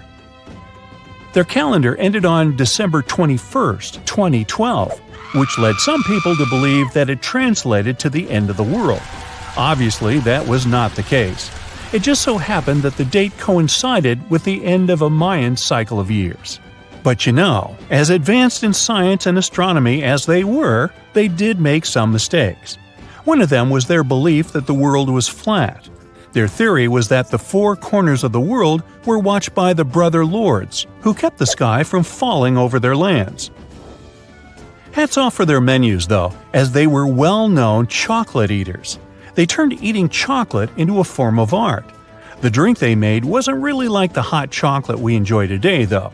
The recipe included mixing cacao with water, honey, chili pepper, cornmeal, and other ingredients to make a foamy, spicy drink. The ritual of drinking cacao was a crucial part of their celebrations. We're not done discovering all the amazing parts of their architecture and civilization. It was only a few years ago that a Maya pyramid was found at Tonina, in the Mexican state of Chiapas. It was estimated to be more than 1,000 years old. The reason why it escaped archaeologists for so long was that it lay hidden under what was believed to be a natural hill. The ruins of 2 Mayan cities have been recently discovered in the Mexican state of Campeche. Why didn't we find them until now? Well, they were concealed by really thick vegetation, which made it difficult for archaeologists to reach them. The Mayans didn't just disappear. Their descendants are still around today, many of them choosing to live in their ancestral homelands. You can find them in Guatemala, for example, where the Maya people make up the majority of the population. Overall, the Maya ethnic group contains people that speak different Mayan languages, such as Yucatec, Quiche, Quechua, or Mopan. They had no idea what a spa day was, but the Mayans really enjoyed a nice sweat once in a while. Sweat lodges were discovered around ancient Mayan sites. They were built out of stone or adobe. These rooms were an essential part of their cleansing and healthcare rituals. One of the earliest sweat lodges was found in Quello in northern Belize and appeared to date back 3,000 years. One of the most important parts of the Mayan culture was a ball game which they named Pips. It had both political and spiritual significance. We can see ball courts at important parts of Mayan archaeological sites. The main goal of the game was to pass a rubber ball through a very high stone hoop without using your hands. Basically, it was a combination of soccer and basketball. However, it could have serious consequences. The loser could, at times, even lose his own life. Ooh, high stakes indeed. Because of this game and the need for bouncy balls, the Mayan people were some of the first cultures to use rubber. They made it using natural latex. There were different kinds of rubber depending on what natural substances the latex was mixed with. And that, my friend, is the way the ball bounces. Sorry, but you know me, I just couldn't resist. Back in December 2012, a lot of people were freaking out over the idea that the world might end in some catastrophic event. And it was all thanks to the famous Maya calendar. This ancient way of tracking time had been the subject of endless speculation. But one of its biggest mysteries was definitely an 819-day count found in some versions of the calendar. No one could explain why it was there or how it worked, until recently, when a group of researchers from Cambridge might have finally cracked the code. First things first, how does the Maya calendar work? So the system the Maya civilization used to track days was based on something we now call the calendar round. Think of it like 3 interlocking gears. These are 3 cycles working together. The first is a 365-day solar year, known as Hab. The second is a cycle of 20 names. And the third is a cycle of 13 numbers, which forms a 260-day sacred calendar, called Sunken. Just like we'd say something like December 25th, 2025, they named their days based on how these 3 cycles lined up. For example, here we have the day 3 Manik and the 14th of the month Hop. It takes 52 years for the 3 cycles to align in the same way again. After that, the days start repeating. But this is where things start to get more complicated and mysterious. On some Mayan monuments, we have also found enigmatic inscriptions pointing to the existence of another cycle, the 819-day count. There are about 20 examples of these inscriptions, mostly found in places like Palenque and Yaxchilan in Mexico. So it didn't seem random at all, and this calendar must have been hiding a big secret. Early research showed that the 819-day cycle was represented by one of 4 colors and the cardinal directions associated with them. Black was tied to the west, red to the east, white to the north, and yellow to the south. Researchers also discovered that this period of time could be broken down into 3 smaller cycles: one of 9 days, one of 7 days, and one of 13 days. Multiply them together, and you'd get 819 days. Pretty cool, but why did they do that? This color scheme and the 3 cycles seemed like a basic level of interpretation, and experts were pretty sure its real purpose was still hidden from us. Another thing researchers noticed is that this strange count of days was mostly shown using a Y glyph, followed by a number. But in some cases, they also added a glyph representing Kawil. This was a powerful Maya deity, often associated with creation and lightning.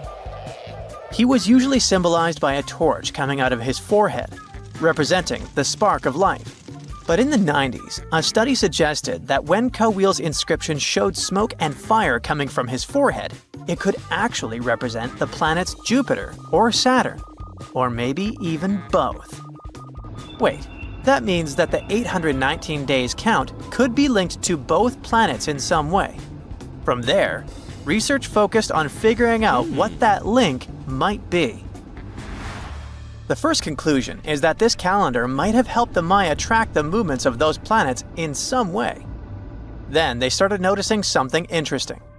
These cycles could be specifically tied to the synodic periods of Jupiter and Saturn. By synodic periods, we mean the time it takes for a celestial body, like a planet, to return to the same or nearly the same position as seen from Earth. While this possibility was pretty exciting, something didn't quite add up.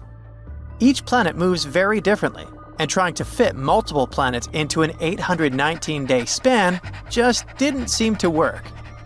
In other words, this 4-part color-coded calendar system was simply too short to align perfectly with the synodic periods of the visible planets.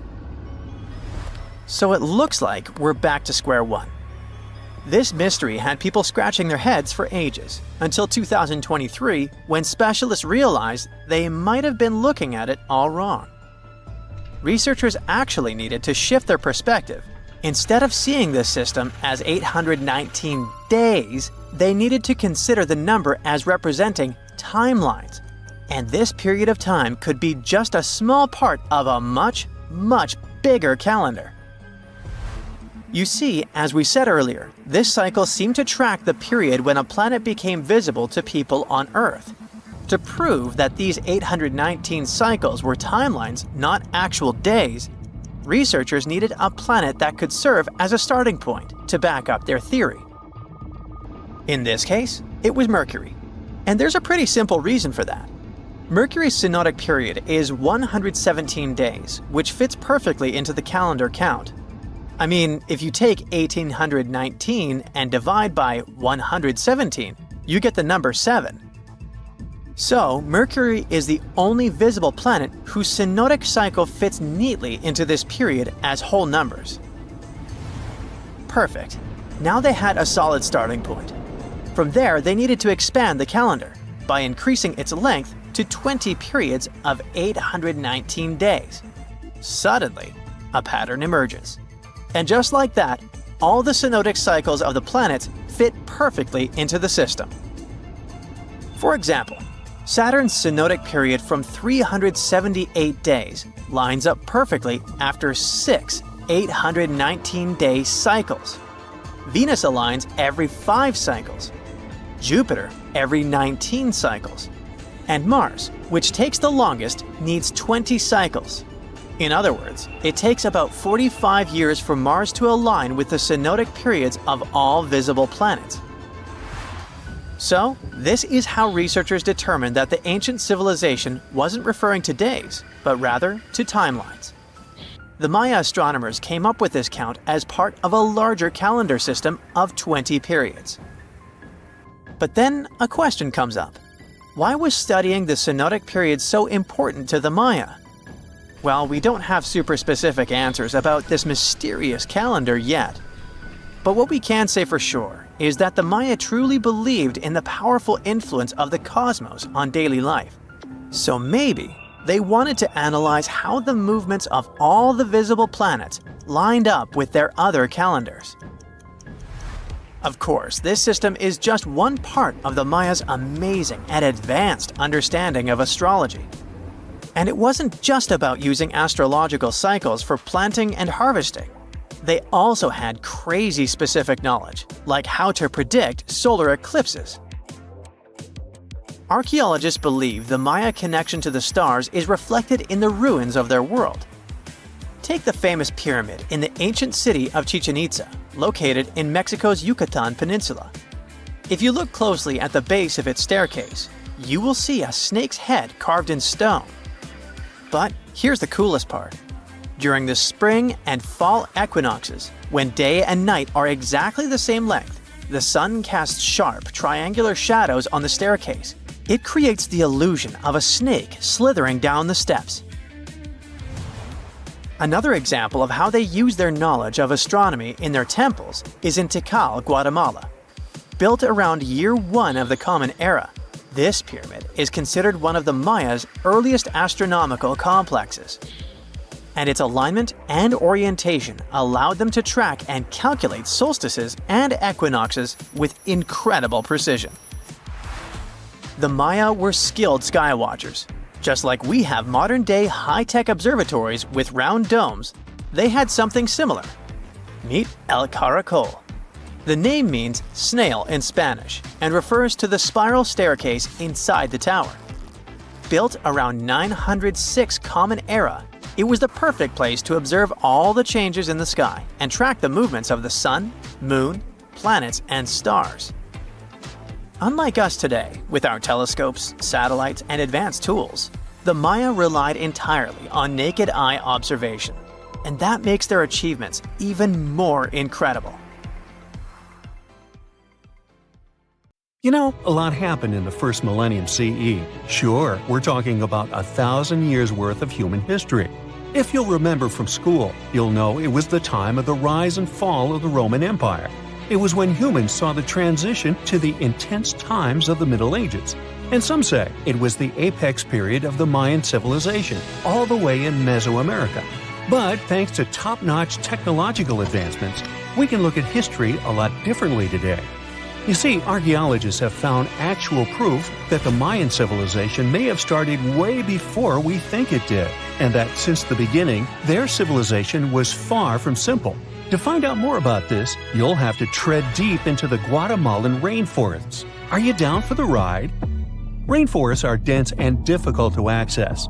If you were an archaeologist, I'm betting you'd find them quite threatening as well. That's actually one of the reasons why we've been kept in the dark for so long when it comes to the truth about the Mayans. But take a look at this. You'd expect to see ruins like this in places like Portugal, England, or the United States. I'm talking about 130-foot wide roads, painted white to help travelers journey through the nighttime. For scale, these roads were about half the size of an American football field. Huge, huh? Scientists recently unearthed a 110-mile network of roads such as these, and they think this dates back to before the first registered Mayan ruins we've known so far. These roadways, which sometimes ran over swampy ground and were even elevated at times, are being called the world's first superhighways. Even if there is no registry of animal-powered vehicles, it's believed that the Maya used them to travel around a network of possibly 964 settlements. They were built like a huge spider web, and from what archaeologists have gathered, they worked as an implied system of economic and social interactions. This completely debunks the traditional idea that the Mayan pre-classic period, which dates back to 1000 to 350 BCE, was made of small tribal settlements. Imagine the manpower and engineering ability you need to muster to build something close to these white highways. Scientists believe that these causeways were built pretty much the same way as the Mayans built their pyramids. Oh, and if you're wondering about these gigantic pieces of architecture, don't worry, we'll talk about them in a bit. Now, so far, scientists believe that the roads were built with a mixture of mud and quarry stone. Oh, and using several layers of limestone, of course. Researchers were only able to find all of this out because of a new technology called LiDAR imaging. Do you know how we've used sonar technology to map out the ocean bed? Well, this is very similar to that. But instead of using sounds, we use laser systems. This mapping system allows researchers to see through and beyond the thick canopies of forests. It's like we have X-ray vision. This is definitely a game changer. But lost Mayan cities began to be unearthed in the mid-20th century. And since then, ruins from cities such as Tikal, Palenque, and Uxmal have been rediscovered. But let's take a few steps back for a moment to get some context. The Mayans were one of the biggest pre-Columbian civilizations living in the Americas. Until now, experts believe that, at its apex, the Mayan civilization consisted of over 40 cities with a population of millions of people. That's a lot of folks. Their civilization spanned Mexico's Yucatan Peninsula, Guatemala, and Belize, and they survived mainly on agriculture. The thing is, the Yucatan Peninsula was an extremely difficult place to grow crops. So the Maya had to develop a complex irrigation system in most of their cities. They built a series of ceremonial buildings, pyramids, plazas, and even courts for playing ball. The Mayans might have been keen pyramid builders, but they also developed an advanced astronomical system. With whatever ancient technology they had, they were able to predict the exact location of planets, such as Venus and Mars, as well as the exact dates of eclipses. Now, let's take a look at some of their sites. This is Tikal. Located at the heart of the Guatemalan jungle, Tikal is believed to have been the capital of the ancient Mayan Empire. At its height, it was comparable in importance to such cities as London or New York in today's world. It is composed of a series of complex monuments. In total, the site has 12,000 buildings. The North Acropolis is Tikal's most ancient complex of monuments. Built solely by human hands around 350 BCE, it served as the resting place of kings and chiefs. Its monuments are up to 200 feet high.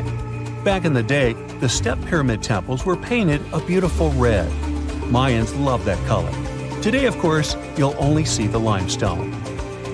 We've said that the Mayans spread out through different countries, so it shouldn't come as a surprise that Chichen Itza is a 10-hour drive from Tikal today. There's no feud between the two, they were just different city centers, like New York and LA.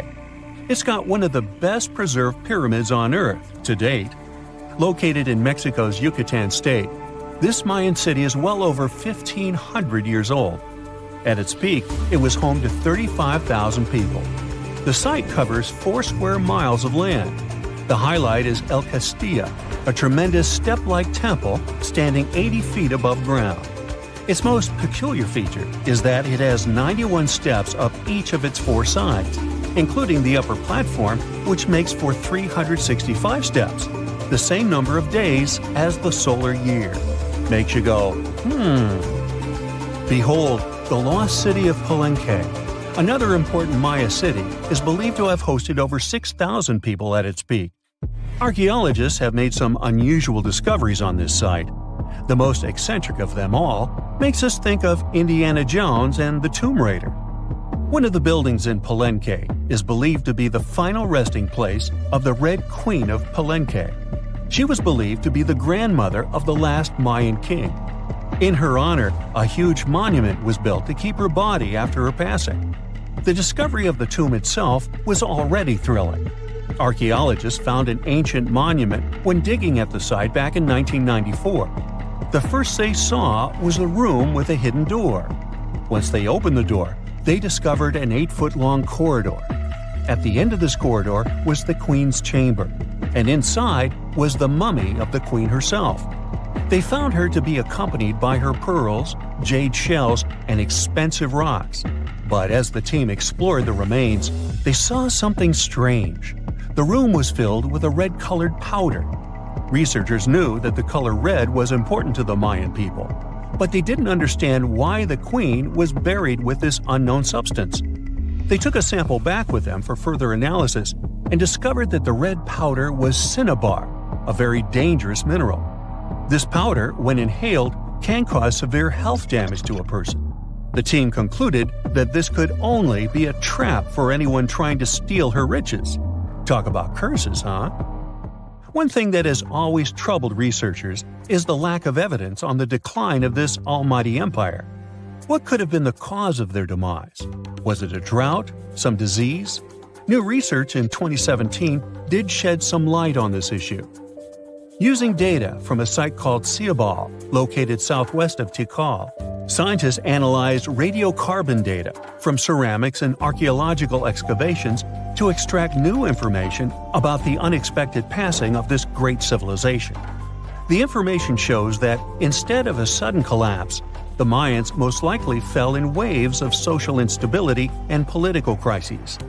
These events are believed to have deteriorated Mayan city centers and began causing the dispersion of the Mayan population. So, what's your take on the end of this story? There's this interesting ancient site near St. Louis, Missouri, that a lot of people don't know about. It's called Cahokia, and it used to be a huge city with up to 20,000 people living there back in the 11th century. It's full of these massive earthen mounds that were built by hand, and the biggest one is still there today, at the Cahokia Mound State Historic Site. Even though we don't know everything about this civilization, researchers have been able to piece together some information from the remains they've found. For starters, they found some pretty old teeth at this site. After studying their appearance and structure, scientists suggest that a lot of different indigenous groups lived there. About a third of them came from other areas in the middle of the continent, which they figured out by studying the different levels of various substances in the teeth. And get this, the way the mounds are arranged shows that this was actually a planned-out city, not just a bunch of villages grouped together. The rulers lived on top of the mounds, while everyone else lived in other structures. It's amazing to think that they were doing things like farming, hunting, logging, pottery, and weaving, all within this one giant city.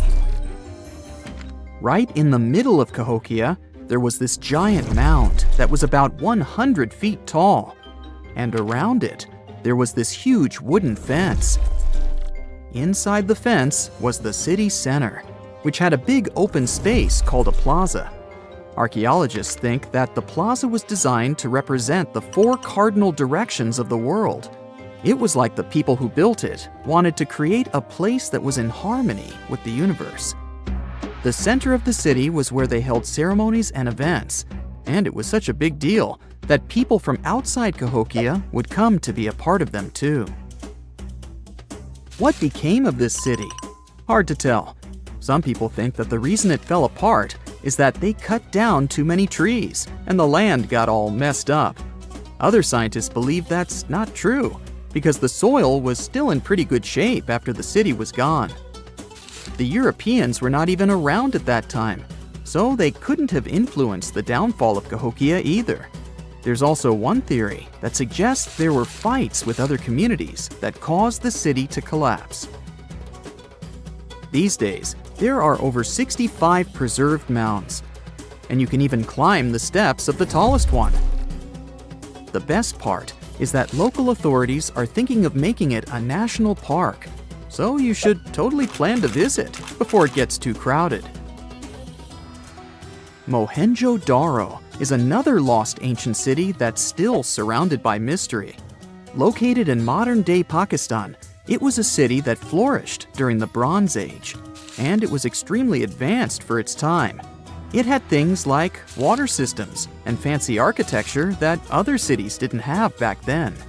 Despite these features, it's not as well known as other ancient cities, like those in Egypt or Mesopotamia.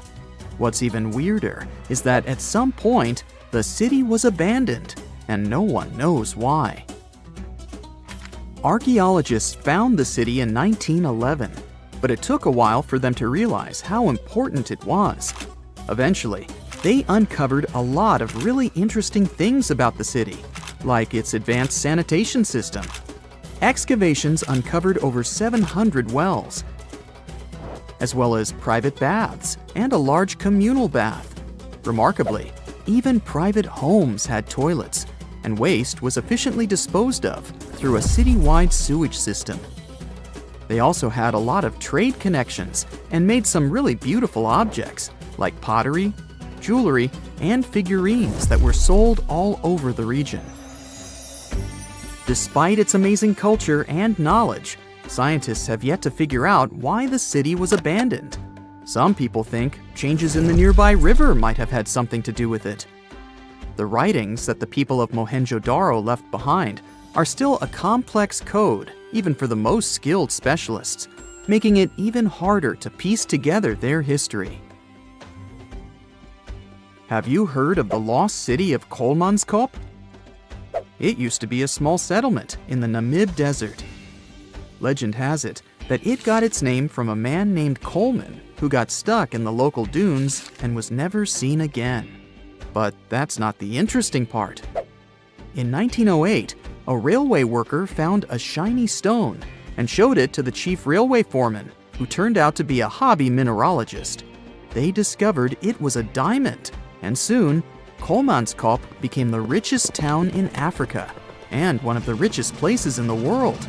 It had luxurious stone houses, a school, a hospital, and even an ice factory to produce ice for fridges. The hospital had the first X-ray machine in southern Africa, which was supposedly used to check if workers were illegally swallowing diamonds. Its popularity began to decline in the late 1920s when another diamond-rich location was discovered nearby. Most of the inhabitants soon began to flee the city in search of a better life, leaving the buildings abandoned. In 1938, all machinery was taken south and the town was left to the desert. The last inhabitant left Kolmanskop between 1956 and 1960. The hot climate and low humidity have preserved the structures over time, and tourists can now visit this desert ghost town. You've surely heard about this next ancient city, Machu Picchu. It's this incredible ancient location in Peru. It stretches across a huge piece of land in the Andes Mountains and sits high above sea level. It's even considered one of the wonders of the modern world. But here's the thing. Scientists aren't exactly sure what it was used for. It could have supported up to 750 people, but there aren't a lot of human clues left behind. Some people think it was more of a spiritual or ceremonial place, while others believe it may have been like a fancy spa retreat for the nobles. The extensive terraces might mean it was used for crop testing or as a trading hub. And there's even a theory that it was used as a prison because they found a cell-like area too. It's amazing that even today, archaeologists and historians are still puzzled about how it was built. Did you know that they probably didn't even use wheels for transportation? And those massive granite rocks were somehow pushed up the steep Andean mountains, even though most of them weighed a lot. Some historians think that hundreds of people worked together to push each rock up the peak. The huge stones at Machu Picchu are also so close together that you can't see any cracks between them. It's pretty cool because it also makes the area safe during earthquakes, which is important since Peru is a shaky country. But how did the stones stay put during all those quakes? They actually move a little bit, but then they go back to their original spot, almost like they're dancing. Some people think wet wooden wedges were used to keep them in place, but that doesn't really add up, considering how big the structures are. Locals back then also seem to have built Machu Picchu without using any pack animals or iron tools. They had to sculpt and put everything together using mostly their hands. Plus, the citadel is built on a fault, so they had to move a bunch of stone and earth to make it flat. Scientists also think that the real construction is actually underground because of the deep foundations and drainage system. In fact, there's a hidden water system that was just recently discovered using 3D scanning. They didn't even use mortar to put the granite blocks together.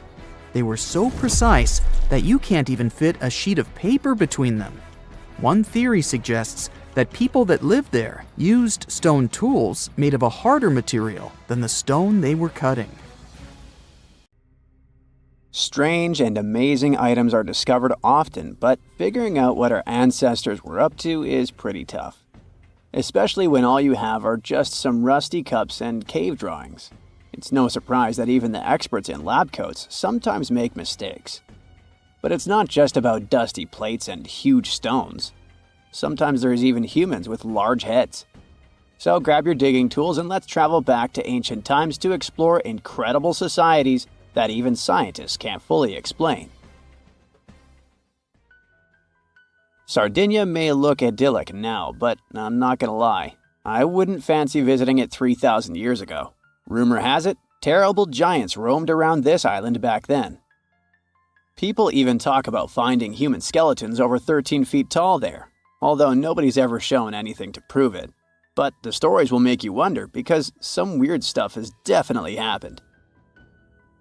In 1974, over 5,000 pieces of broken stone artifacts were found in a part of the island called Monte Prama, but instead of being displayed in a museum, they were locked up in an underground vault for about 30 years. Sounds a bit suspicious, doesn't it? When they were finally displaced in 2005, scientists put the pieces together to find statues of 38 giant men standing 8 feet tall. Not quite as tall as the legendary skeletons, but still pretty huge.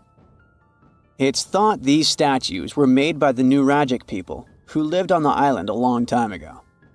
Besides giant statues, they also built over 8,000 massive stone buildings. Perhaps Nuragic weren't giants themselves, but they definitely liked their things big. I do too. I like a big number of likes on our videos. That would be pretty great. Thank you if you liked this and subscribed. Now back to the video. You and I are pretty smart, but we might not be the smartest humans ever. Actually, we might not even be the smartest species. Since 1913, some skull fossils found in South Africa have hinted at a possibly smarter contender called Boskop man. This human-like species might have lived as recently as 10,000 years ago.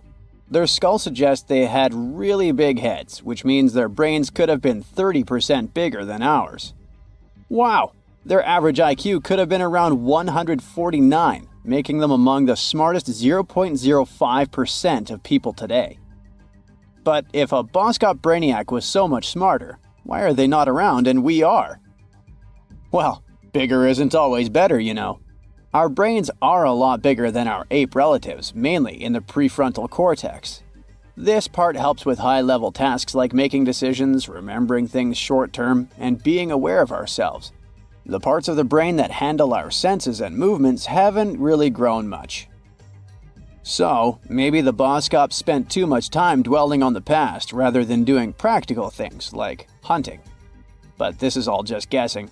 We really don't know what happened to these clever cousins of ours. Some people even argue that Boskops weren't any different from us, with the only evidence being parts of skulls. The jungle is huge. Did you know the Amazon rainforest is home to about 30% of all the world's plant and animal species? That's impressive. However, the history of one native species, humans, has long puzzled scientists. The mysterious Kasarabe people lived here for hundreds of years and then vanished around 1400 AD. People thought the Amazon only had a few scattered tribes, but recently we discovered big, unusual shapes in the ground called geoglyphs.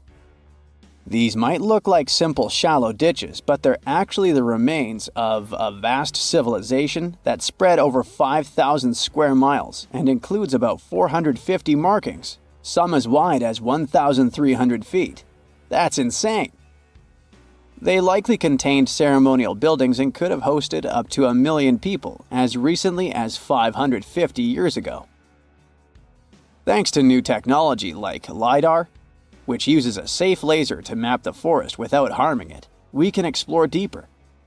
In 2019, some scans showed miles of raised roads and pathways and even pyramids over 70 feet tall. They found 26 separate settlements, 2 of which were at least 250 acres each. Damn, that's like 330 soccer fields. It's not certain what happened to the Kasarabi people. Maybe European conquistadors drove them out. Maybe the most baffling ancient civilization is one we've never actually found a trace of. Yep, I'm talking about Atlantis, the grand city that supposedly sank into the ocean. The first mentions of Atlantis come from the ancient Greek philosopher Plato, who talked about a great city near the Strait of Gibraltar. But for ages, everyone just thought Plato made up Atlantis as a perfect version of his own Athens. So why, about 12,000 years after it supposedly vanished, do we still wonder if it might be real? Well, in the 19th century, U.S. Congressman Ignatius Donnelly wrote a book giving 13 reasons why he thought Atlantis was more than just a myth. Then, in 1965, some folks thought they actually found Atlantis when they discovered the Richat structure, a massive 25-mile-wide dome in Mauritania, Africa. It's so big that you can see the whole thing from space. 2 astronauts flying over the Sahara Desert spotted this giant eye staring back at them and thought they'd made the discovery of a lifetime. Unfortunately, there's no solid evidence linking this structure to Atlantis. It's believed to have formed from volcanic activity about 100 million years ago. But it does look suspicious, doesn't it? Still, we're no closer to knowing the truth. Imagine going back to about 3,300 BCE and finding yourself in South Asia. Welcome to the Harappan civilization. These people were way ahead of their time. They had cities like Harappa and Mohenjo-Daro, complete with baked brick houses, sophisticated drainage systems, and even public baths. This place might have had over 5 million people, making it one of the densest regions at the time. They also invented a system of standardized weights that was incredibly useful for traders. And trading they did. These people had connections stretching all the way to the Middle East, thanks to their great skills in metallurgy. They even had a form of ancient branding. The seals were used to stamp clay on tray goods. Despite being so advanced with a thriving urban life, there's a whole bunch of mystery shrouding their language and script. We've got bits and pieces of their writing, but no one's deciphered them yet, even with all the technology we have today. We also still don't know how exactly their society worked. It looks like they didn't flaunt their social status as much as other civilizations. No grand palaces or massive monuments. Instead, their largest buildings might have been granaries.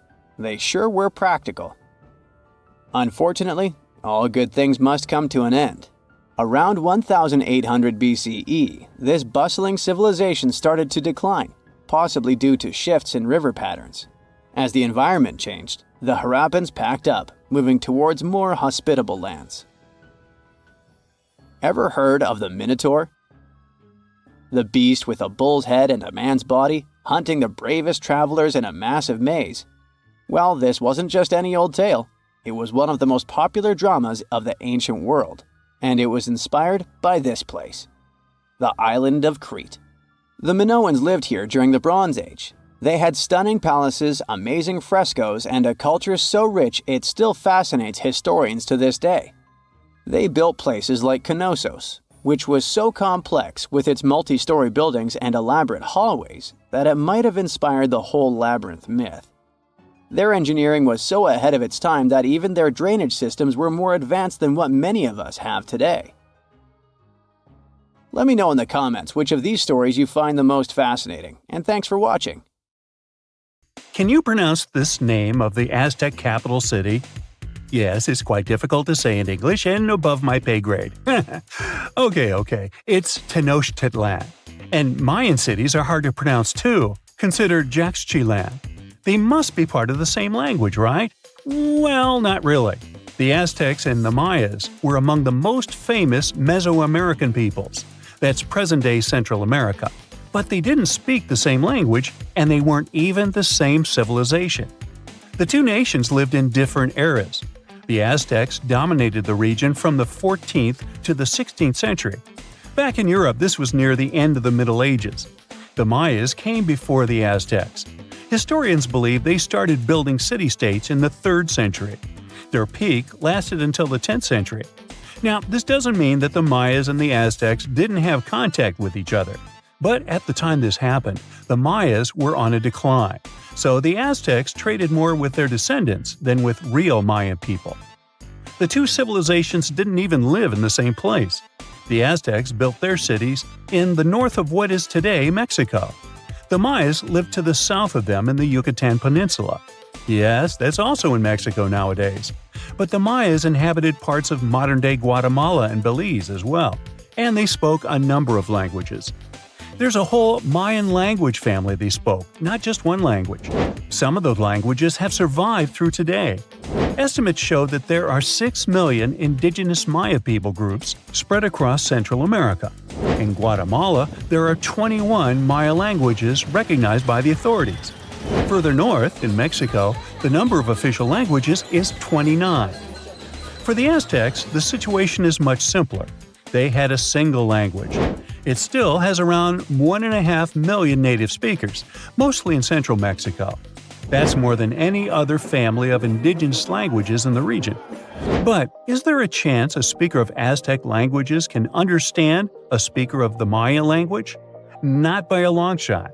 The two languages are completely unrelated. In fact, they didn't even share the same writing systems. The Mayans were more advanced because they used hieroglyphs. Yep, like the ancient Egyptians. Instead of letters that make up words, ancient civilizations used tiny pictures to symbolize an object or a concept. When the Mayas wanted to write the word jaguar, for example, they would draw a small image of the animal. In total, their writing system had more than 800 characters like this one.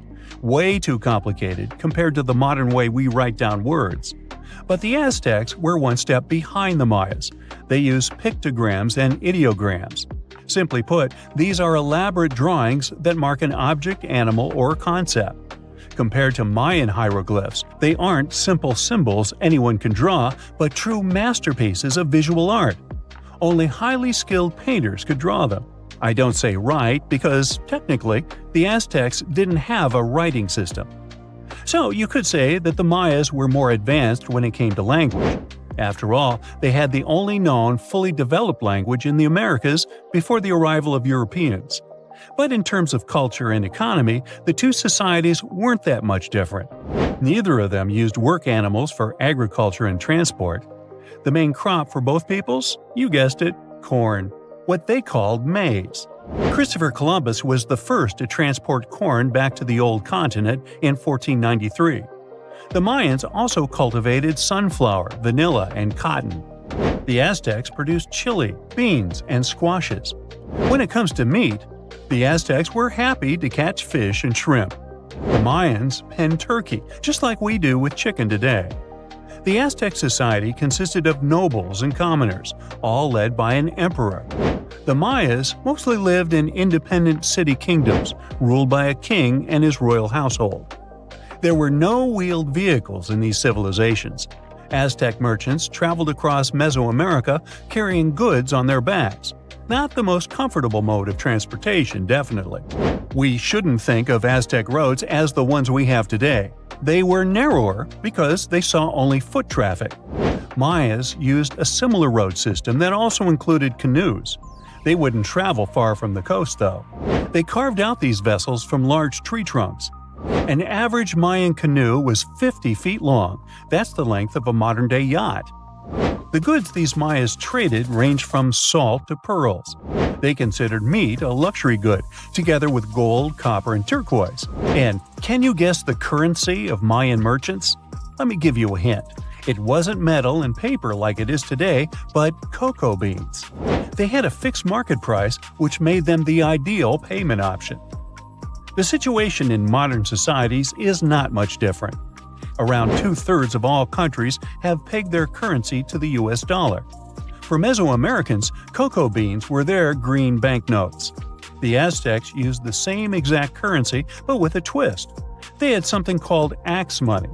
One axe was worth 8,000 cacao seeds. I bet their exchange offices were fun places to work.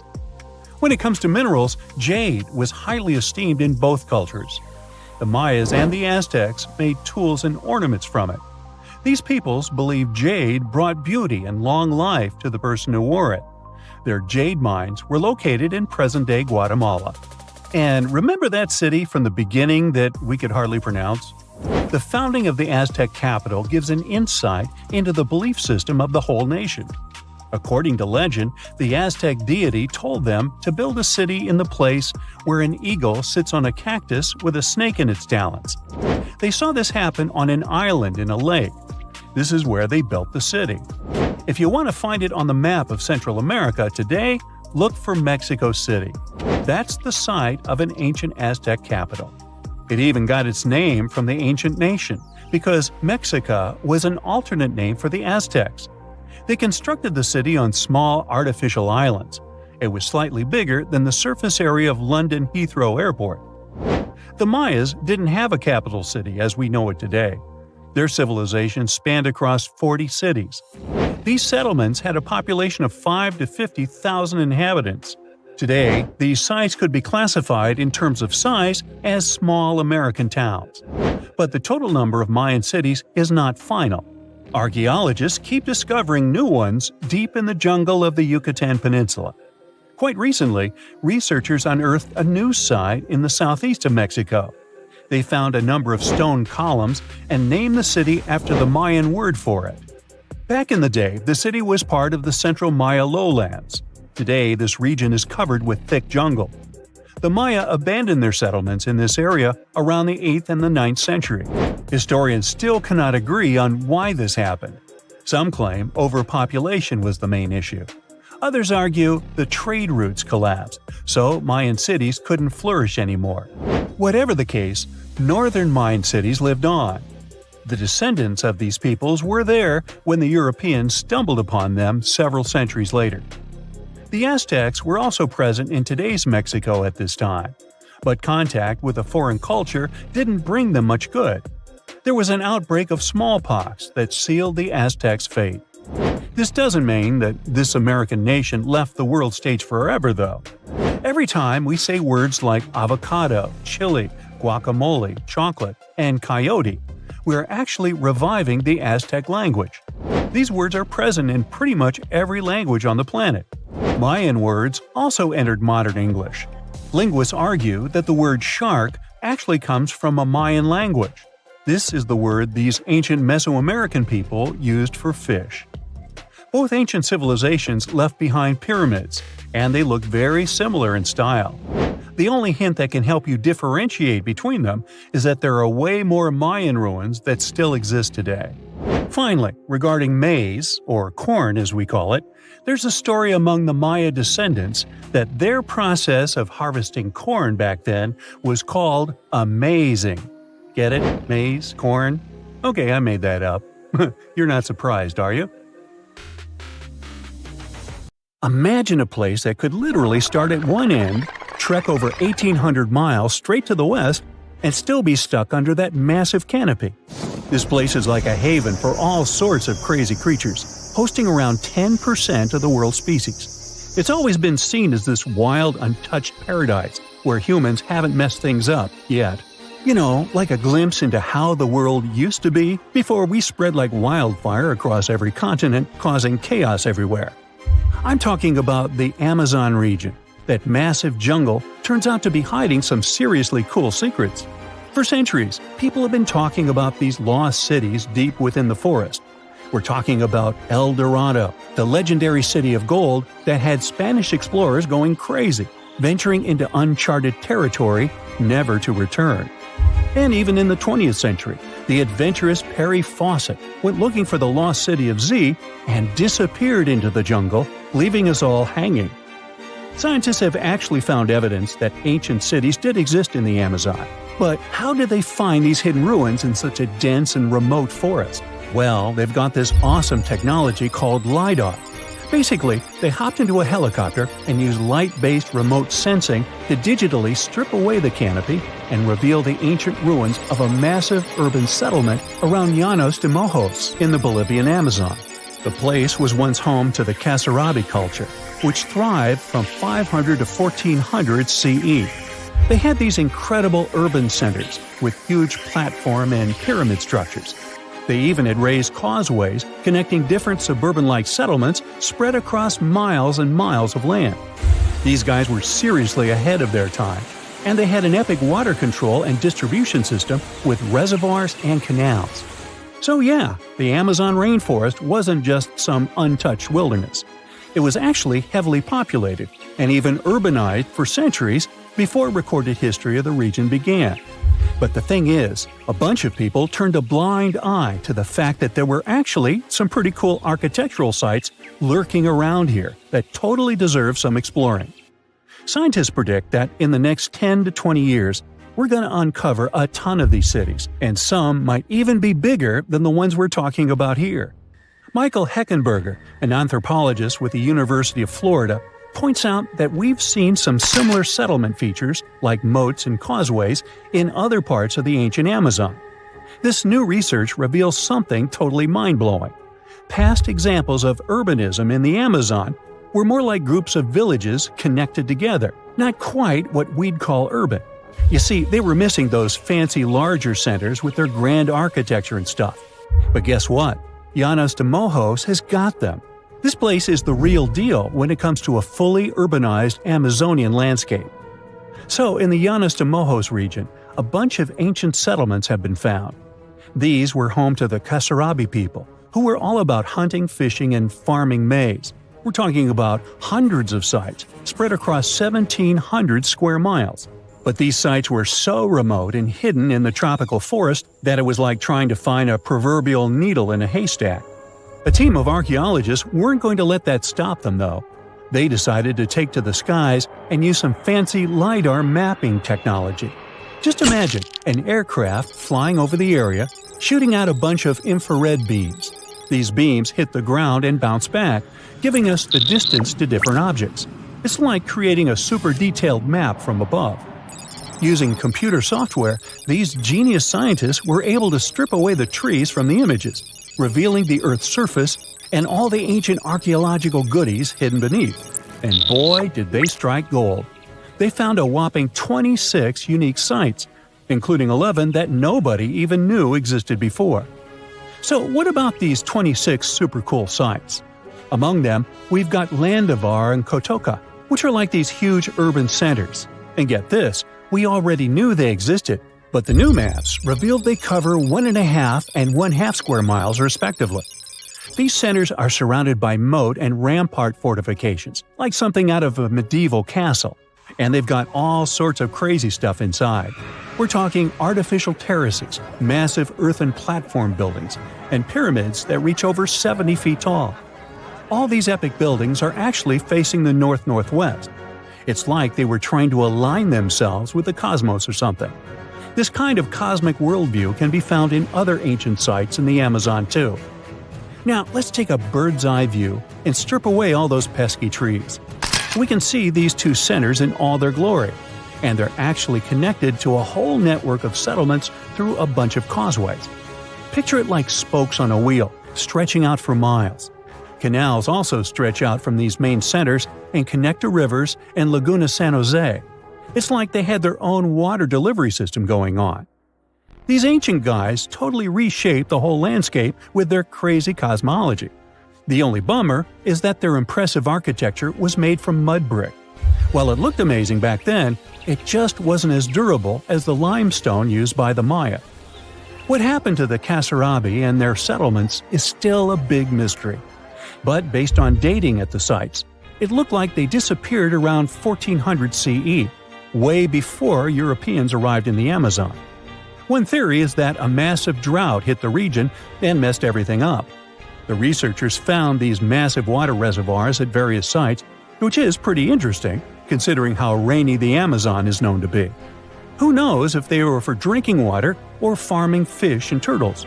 But hey, severe droughts have happened in the past, and it only takes a couple of bad harvests to make people pack up and move on. What's even more interesting is that these communities thrived in the same area where this guy Fawcett we mentioned before went missing while searching for his lost city of Z. Maybe he was onto something after all. This is how it was. Fawcett stumbled upon this super cool document called Manuscript 512 at the National Library of Brazil. It's believed to have been written by a Portuguese explorer. Now, according to this document, back in 1753, a group of explorers discovered the remains of an ancient city. It had arches, a statue, and even a temple with hieroglyphs. But the document didn't spill the beans on where the city was located.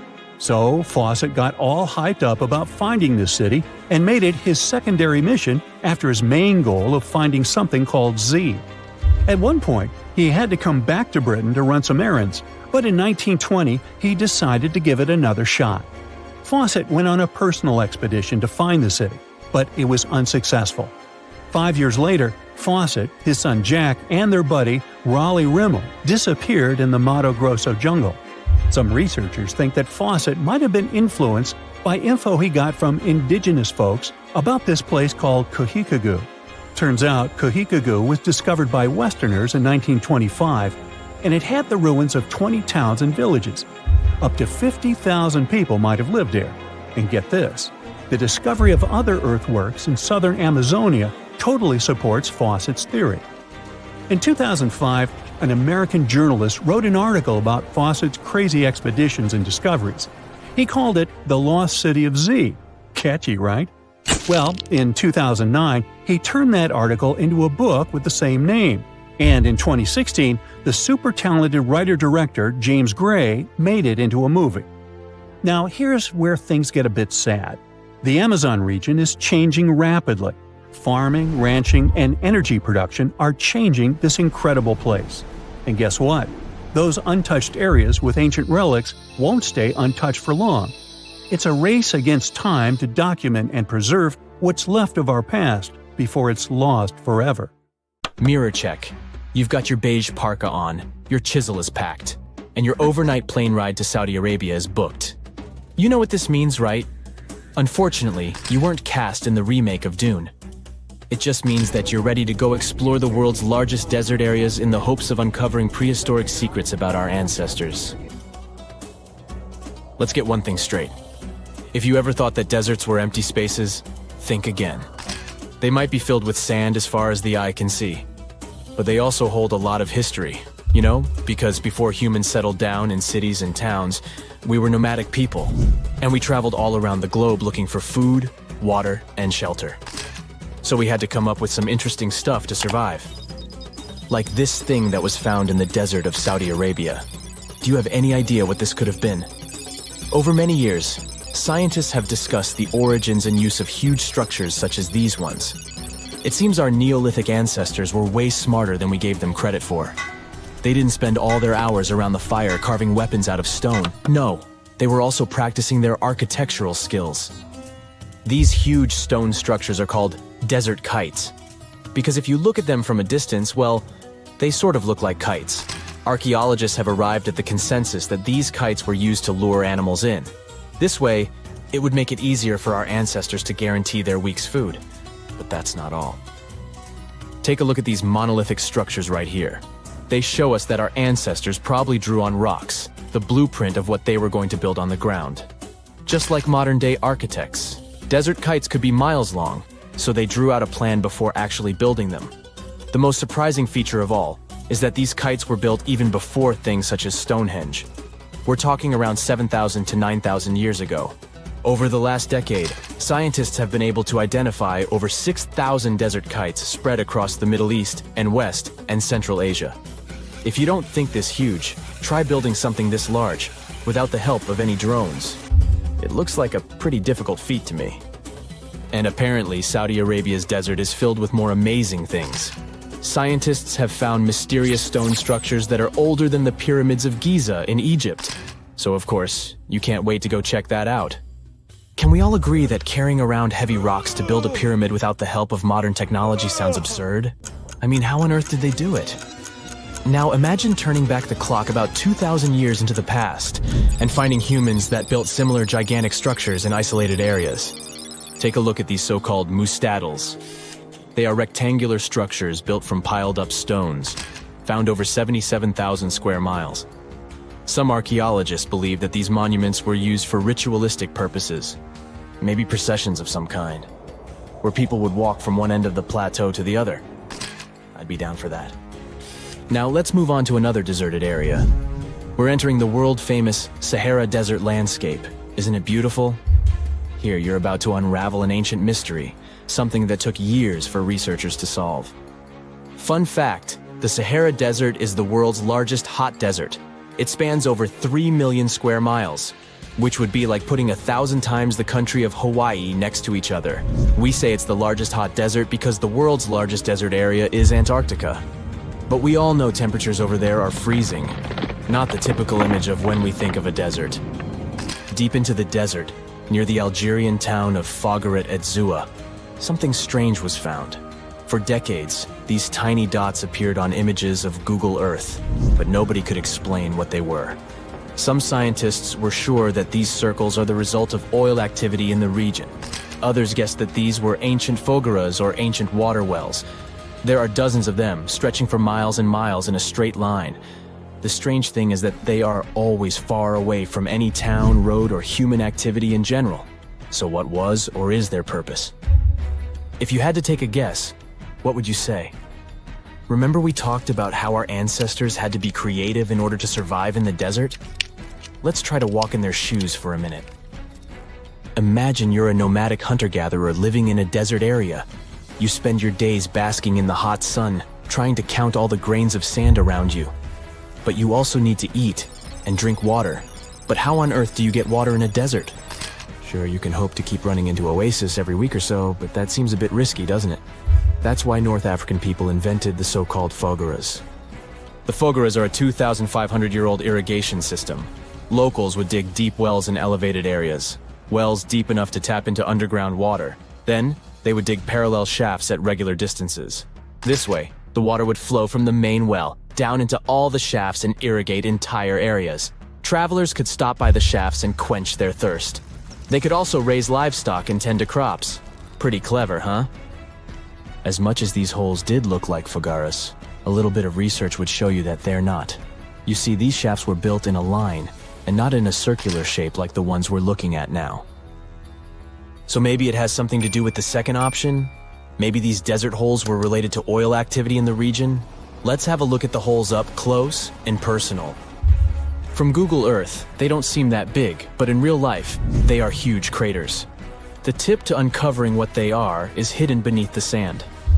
If you were one of the researchers originally uncovering the truth behind this mystery, you would have found something unique hidden in the sand. Old dynamites and vintage sardine cans. Putting the pieces of the puzzle together, scientists found that these sardine cans were a model from the 1950s and 1960s. It seems that entire teams from that decade would camp out while they surveyed the area for oil. And what about the dynamites? These were used for seismic surveying. This is an old technique, used to identify if there is oil and gas beneath the Earth's surface. Still in North Africa, you find out about another desert mystery worth exploring.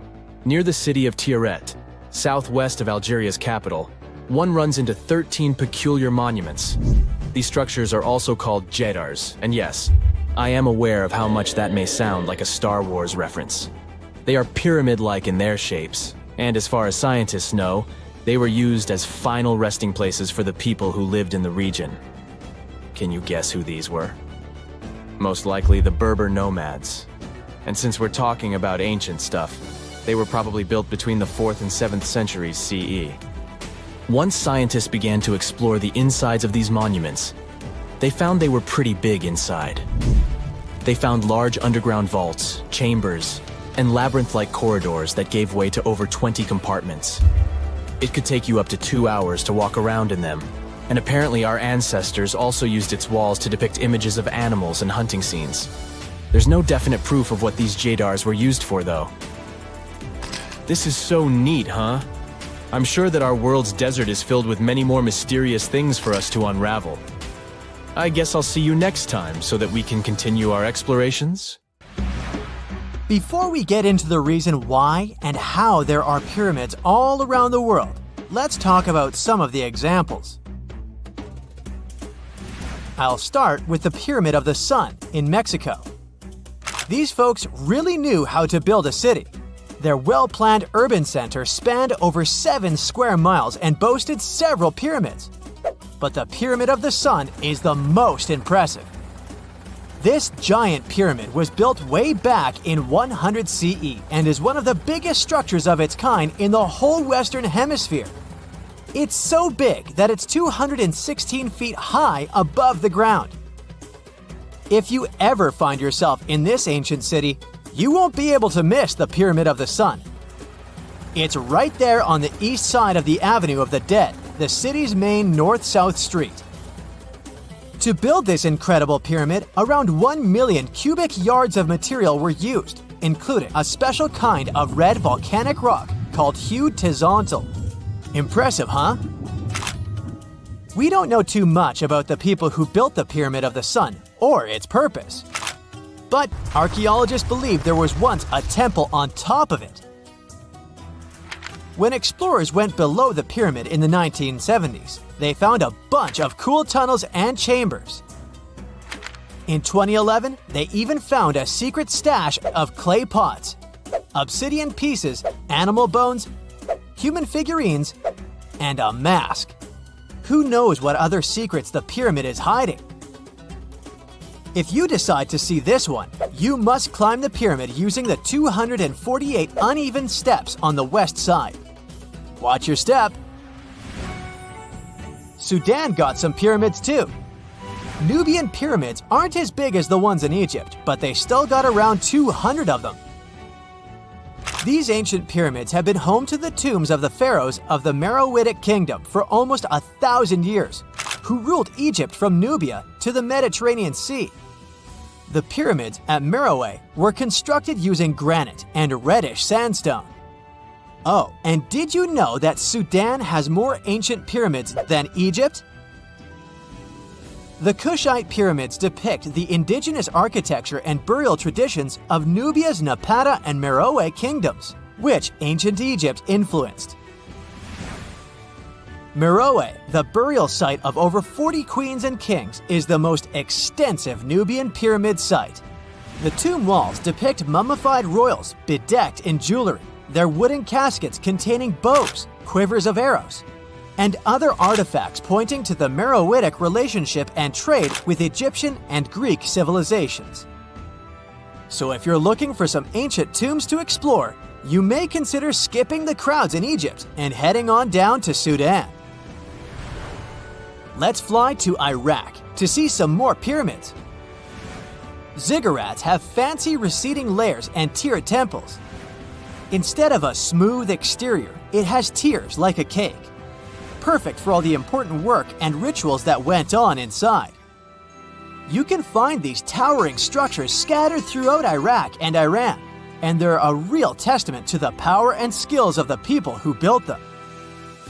One of the biggest and most impressive ziggurats is the ziggurat at Ur. It's basically a giant rectangular pyramid that stands a whopping 70 to 100 feet tall, with 3 levels of terraces and a temple on top. Can you imagine how many baked bricks it took to build that thing? Try 720,000 for just the lower portion. This particular ziggurat was built for Sumerian king Ur-Nammu. Similar to other ones, this pyramid has been around for thousands of years, so it got a little rough around the edges. Thankfully, the Babylonian king Nebuchadnezzar II and some archaeologists came to the rescue in the 6th and 20th centuries respectively, and now you can find this near Talil Air Base. The ziggurat at Ur was built in 2100 BCE by King Ur-Nammu for the moon deity Nana. It was the tallest building in the city, and you could see it from miles around. It was like the medieval cathedral spire of its day. People would come here to bring their agricultural surplus and get their food allotments and seek spiritual nourishment. Sadly, the Nana temple at the top of the ziggurat didn't survive, but we do have some blue glazed bricks that may have been part of its decoration. The lower parts of the ziggurat are pretty amazing though. The architects even included holes in the temple's baked exterior to let the water evaporate from its core. Since we explored some of the pyramids on our planet, let's take a broader perspective. They can be found in many parts of the world. Egypt has over 100 pyramids, double that number in Sudan, and dozens of others are scattered in the Middle East and China. The Americas have the most pyramids in total, with more pyramids than the rest of the world combined. These pyramids are located in Mexico, Guatemala, Honduras, and El Salvador. Time to know more about the evolution of pyramids through history. The oldest pyramid is in Egypt. This pyramid was a step pyramid, which was created by placing one layer of stone on top of another. The pharaoh Sneferu is credited with creating the pyramid shape we recognize today. During his 45-year reign, he built 3 pyramids. His first 2 attempts failed, but he finally got it right with the Red Pyramid, which is considered the first true pyramid. It was Sneferu's son, Khufu, who built the Great Pyramid of Giza, which was the tallest human-made structure on Earth for almost 4,000 years. Latin American pyramids are similar to early Egyptian step pyramids, but they were built independently, with no knowledge of each other. The pyramids in Sudan were built around 700 BCE and are tall, but much narrower than those in Egypt. How in the world did all these civilizations build these things without even texting each other? After all, the Aztecs, Mayans, and ancient Egyptians were about as different as possible. But despite their cultural differences, they all seem to agree on one thing. Pyramids were pretty cool. Step pyramids are all around the world because they were the most feasible and stable way to build large and tall structures without access to lighter building materials like wood and metal. The triangular form with a square base is the best way to build a sturdy structure, and having a cube structure would require more material for less height. Now, when it comes to pyramid design, the Egyptian pyramids were like giant triangles with a square base, smooth sides, and a pointy top. On the other hand, the Aztecs and Mayans went for a tiered cake look, with steps leading up to a flat platform on top. So, while all these pyramids share the same basic shape, they have their own unique flair. Each group built its pyramids using different materials, techniques, and slope angles. So while they may have been inspired by each other's work occasionally, they were just doing their own thing. Egyptian pyramids had smooth, angled sides that were designed to help the pharaoh's soul ascend to heaven. The Pyramid of the Sun was built over a series of caves that served as a passageway for the deities. The Maya built the temple of Kukulkan in Chichen Itza to honor the deity Kukulkan, usually represented by a serpent. Nicknamed El Castillo, it has 91 steps on each side, plus a platform. That's 365 steps, one for each day of the Mayan calendar. Tell me, Brightsiders, how were pyramids built? To begin with, humans made them, not a foreign race from space that landed on Earth. You see, one thing that all pyramids have in common is that they were built without advanced tools or even the wheel. It took a lot of people to build them, including skilled laborers and architects. For example, it's estimated that 20,000 people built the Great Pyramid of Giza, and it's believed that most of them were skilled laborers. Building pyramids was a massive undertaking that required years of planning and effort. The Great Pyramid at Cholula, Mexico, took 600 years to complete. At some point in its long and very interesting history, our dear planet Earth was sort of snoozing, just doing its planetary thing, spinning around the sun. And then, bam, life starts getting fancy. Plants and animals start strutting their stuff, showing off their complexity. Fast forward a bit, about 65 million years ago to be exact, and a cosmic disaster strikes, or at least that's what we presume. An asteroid probably smashed into Earth, wiping out the dinosaurs and other big animals. We can't pinpoint specifics about the asteroid, but we do know that it was extremely large and it crashed into our precious planet, creating a dusty mess that settled everywhere. You can still find remnants of that dust layer in sedimentary rocks today. If you dig beneath it, you'll uncover a whole bunch of fossils, These prehistoric creatures were living it up before the asteroid crashed the party. Think of it as the planet going on a cleaning spree, leaving a bunch of empty spaces waiting to be filled. And guess who took the opportunity? Mammals! These furry little critters were the ones to rise to fame. But why is it that this disaster became such a great opportunity for mammals? It's pretty simple, actually. With no big bullies around, they grew, multiplied, and had a population expanse. All kinds of mammals joined to fill in the blanks. Primates, rodents, basically, the whole furry gang. We're talking about placental mammals, marsupials, and even egg-laying mammals, adding some serious variety to the mix. We like to think of primates as our closest relatives here on Earth. What's their story? Well, around 63 million years ago, just a couple of million years after the dinosaurs' final dance, the primates decided it was time for a family reunion. They split into two groups, the dry-nosed primates, who became the cool monkeys and apes we know today, and the wet-nosed primates, who went off to become lemurs and aye-ayes, hey-hays. The fun didn't stop there. About 58 million years ago, the dry-nosed primates began their own little mission. One special guest called the tarsier, arrived on the scene, featuring big eyes that were perfect for late-night shenanigans. This tarsier took a different path from its primate relatives, embracing its unique niche and evolving separately.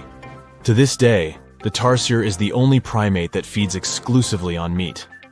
These little guys have a taste for insects, small birds, rodents, and even lizards. But that's not all that makes them unique. Their eyes are twice the size of their brains. Also, their heads can do a full 180-degree spin, just like an owl. Because of their features, the tarsiers are the true kings and queens of the night. With their superpower of ultrasonic tracking, they can spot their prey instantly. Plus, their legs and feet are like springs ready to launch them into action. They've got this special ankle bone called the tarsus, which gives them those epic leaping skills. Hence the name, if you were wondering. But let's leave these little critters to rest and get back to our story, shall we? About 55 million years ago, the Earth cranked up the heat, literally. This sudden hot pod was a bit too much for many deep ocean dwellers and plants to handle, and they bid their farewells. But hey, every goodbye is an opportunity for something new, right? The oceanic mammals known as cetaceans, saw their chance and took it. They splashed into those empty niches, becoming the rulers of the sea. In this category of creatures, you can find the blue whale and the dolphin. A special primate guest made an appearance around 47 million years ago. Scientists now affectionately call the fossil of such a creature Ida. This little wonder caused quite a stir, initially hailed as the missing link in human evolution. But here's the hilarious part. It turned out Ida was not one of us dry-nosed primates, but a cheeky wet-nosed one. Moving forward to 40 million years ago. This is when another big event happened in the primate world. The New World monkeys, our distant cousins, decided to take a different path and branch off from our lineage of Old World monkeys. They packed their bags and set off to conquer South America, where they're still living it up today. What's the difference between the two, you might ask? Well, one crucial thing that sets them apart is the fact that the Old World monkeys had nostrils that pointed downwards. Around 25 million years ago, another troop of apes entered the scene, and these guys had something special, the lack of a tail. These unique creatures would go on to become our closest relatives. We're talking apes and great apes, the cool gang who share a whole lot of genetic similarities with us. The first ape to break free from the monkey madness was the gibbon. About 18 million years ago is when this little acrobat swung into the picture.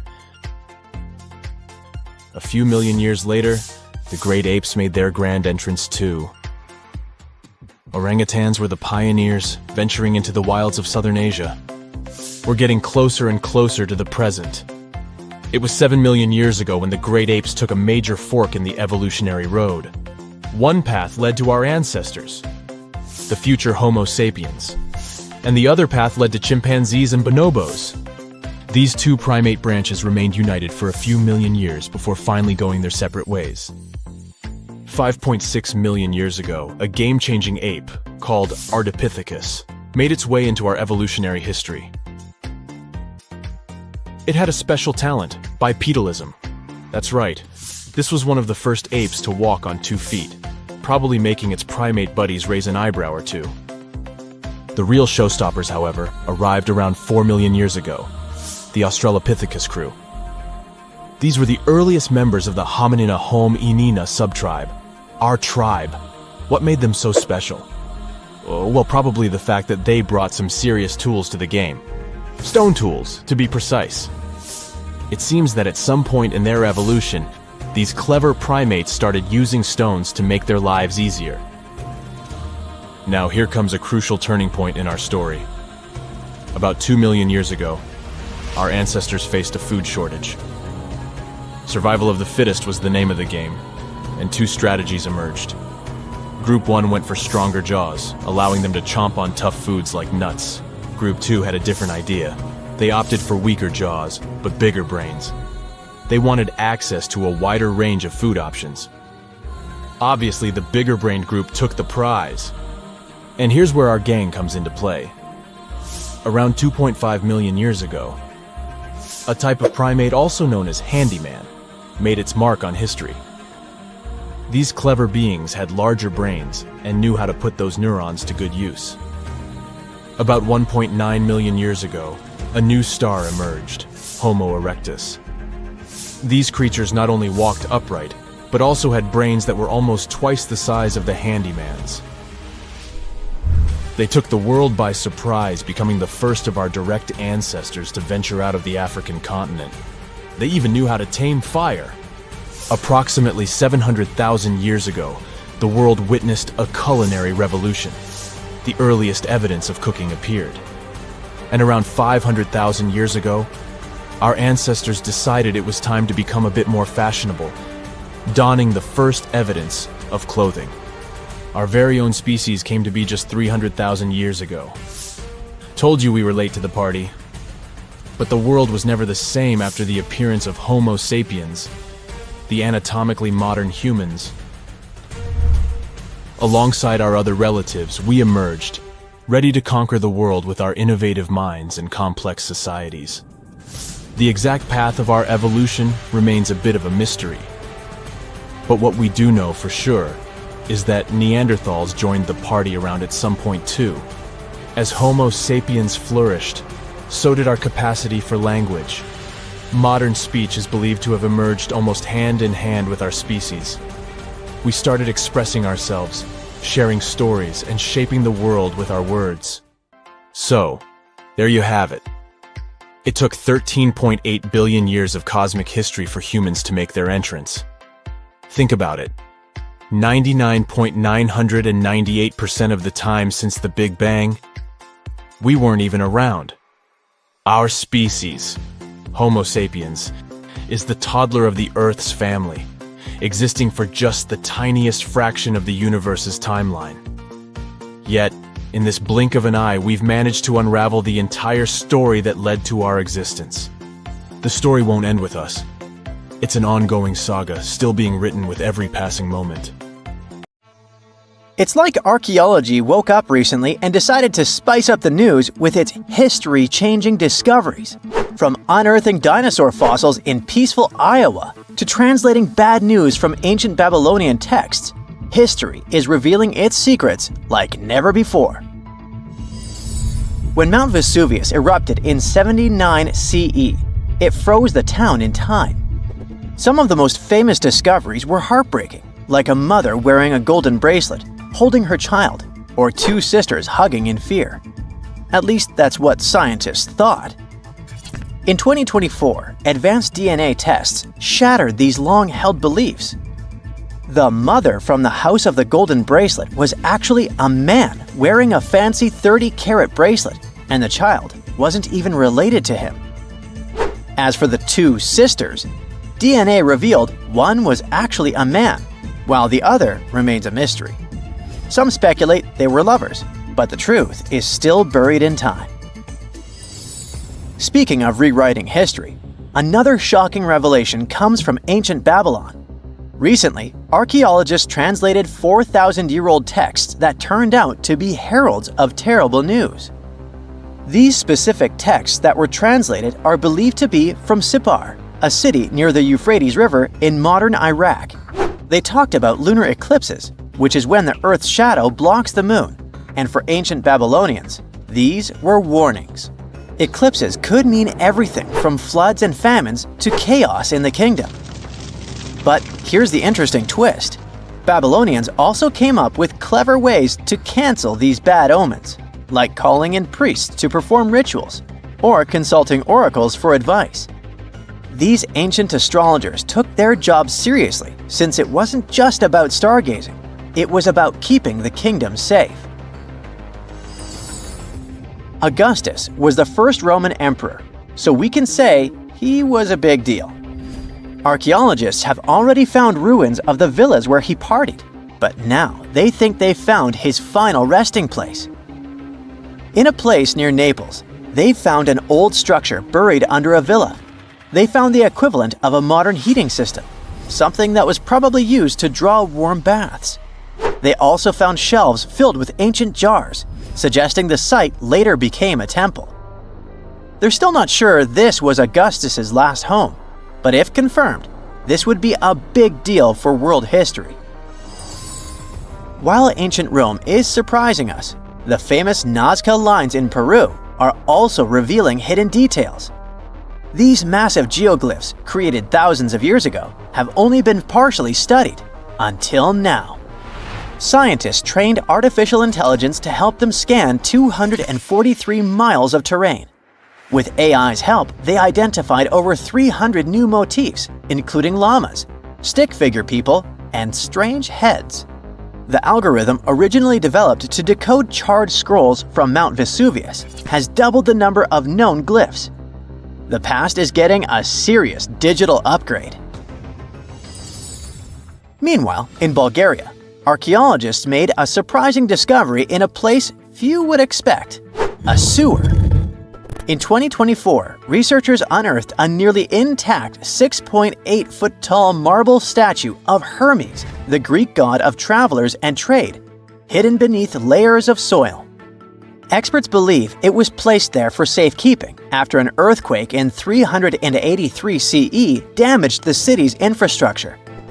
At that time, paganism was declining and Christianity was rising as the Roman Empire's official religion.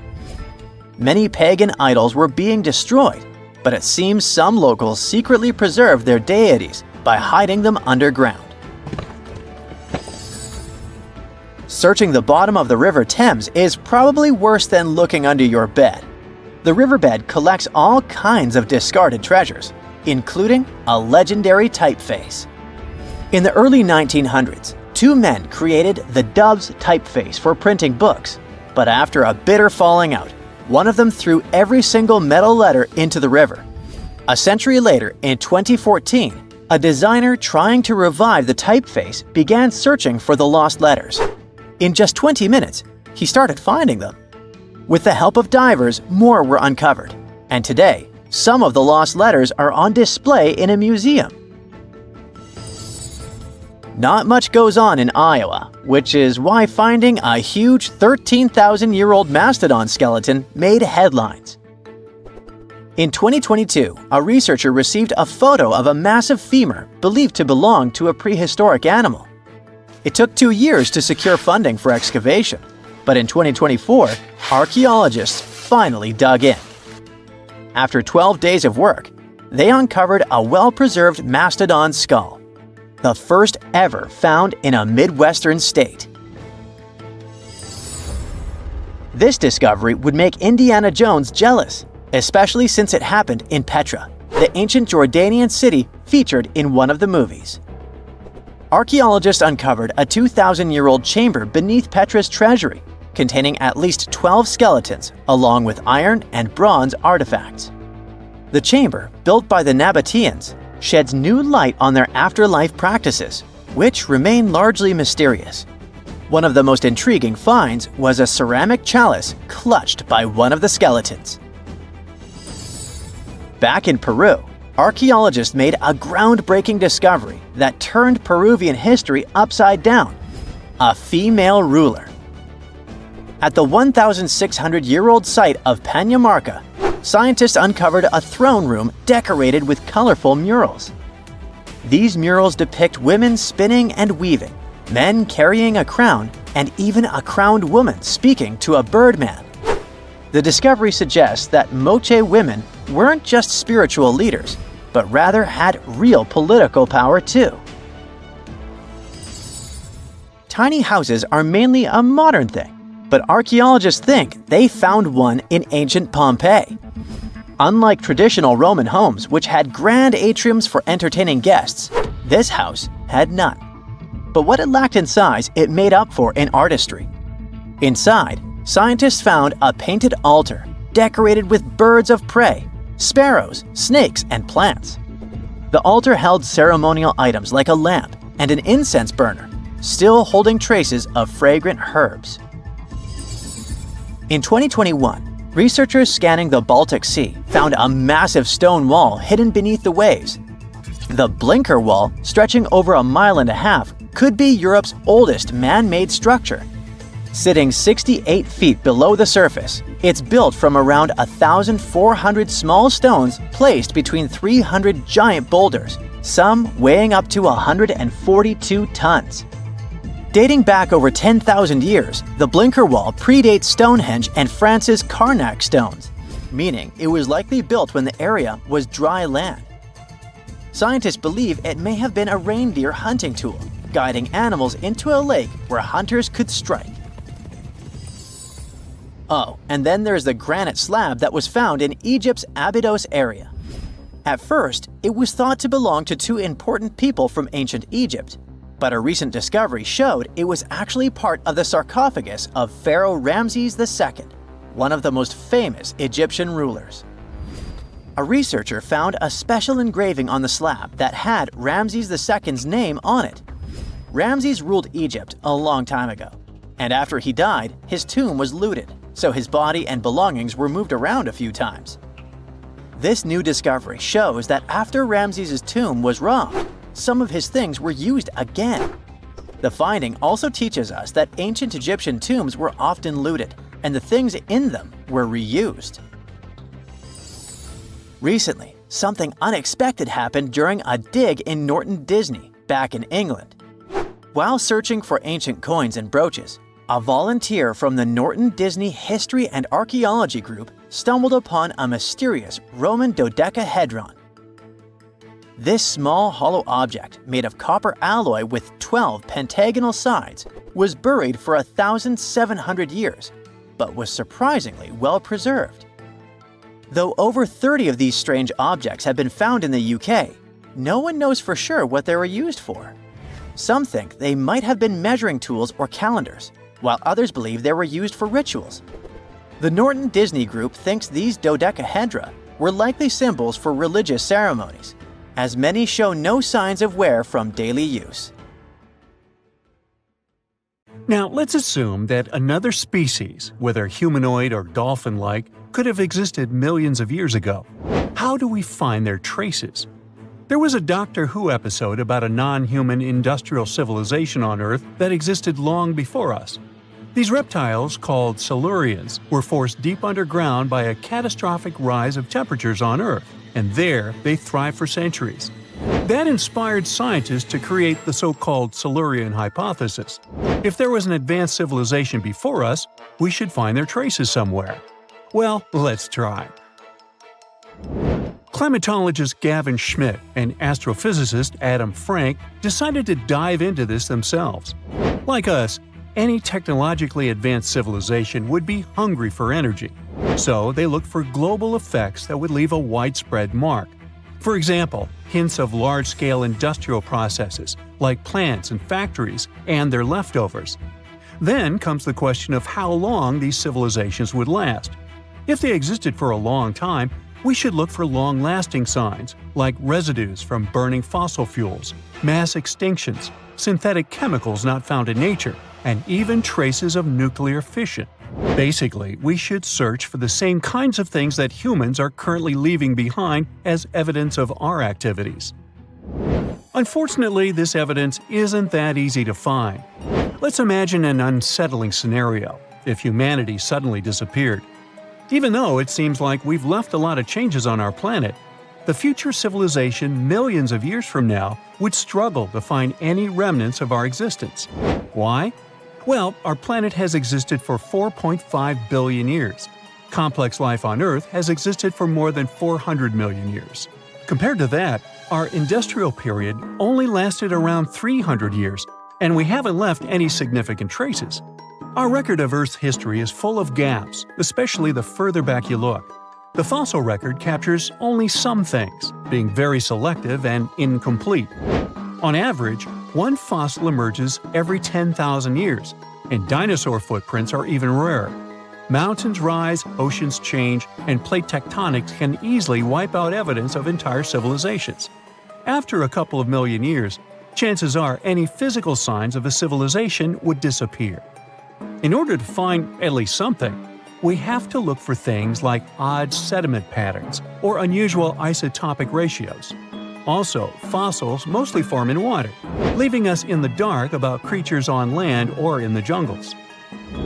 So even if there was a technologically advanced society millions of years in the past, and even if they were far more advanced than us, we might struggle to find any clues of its existence.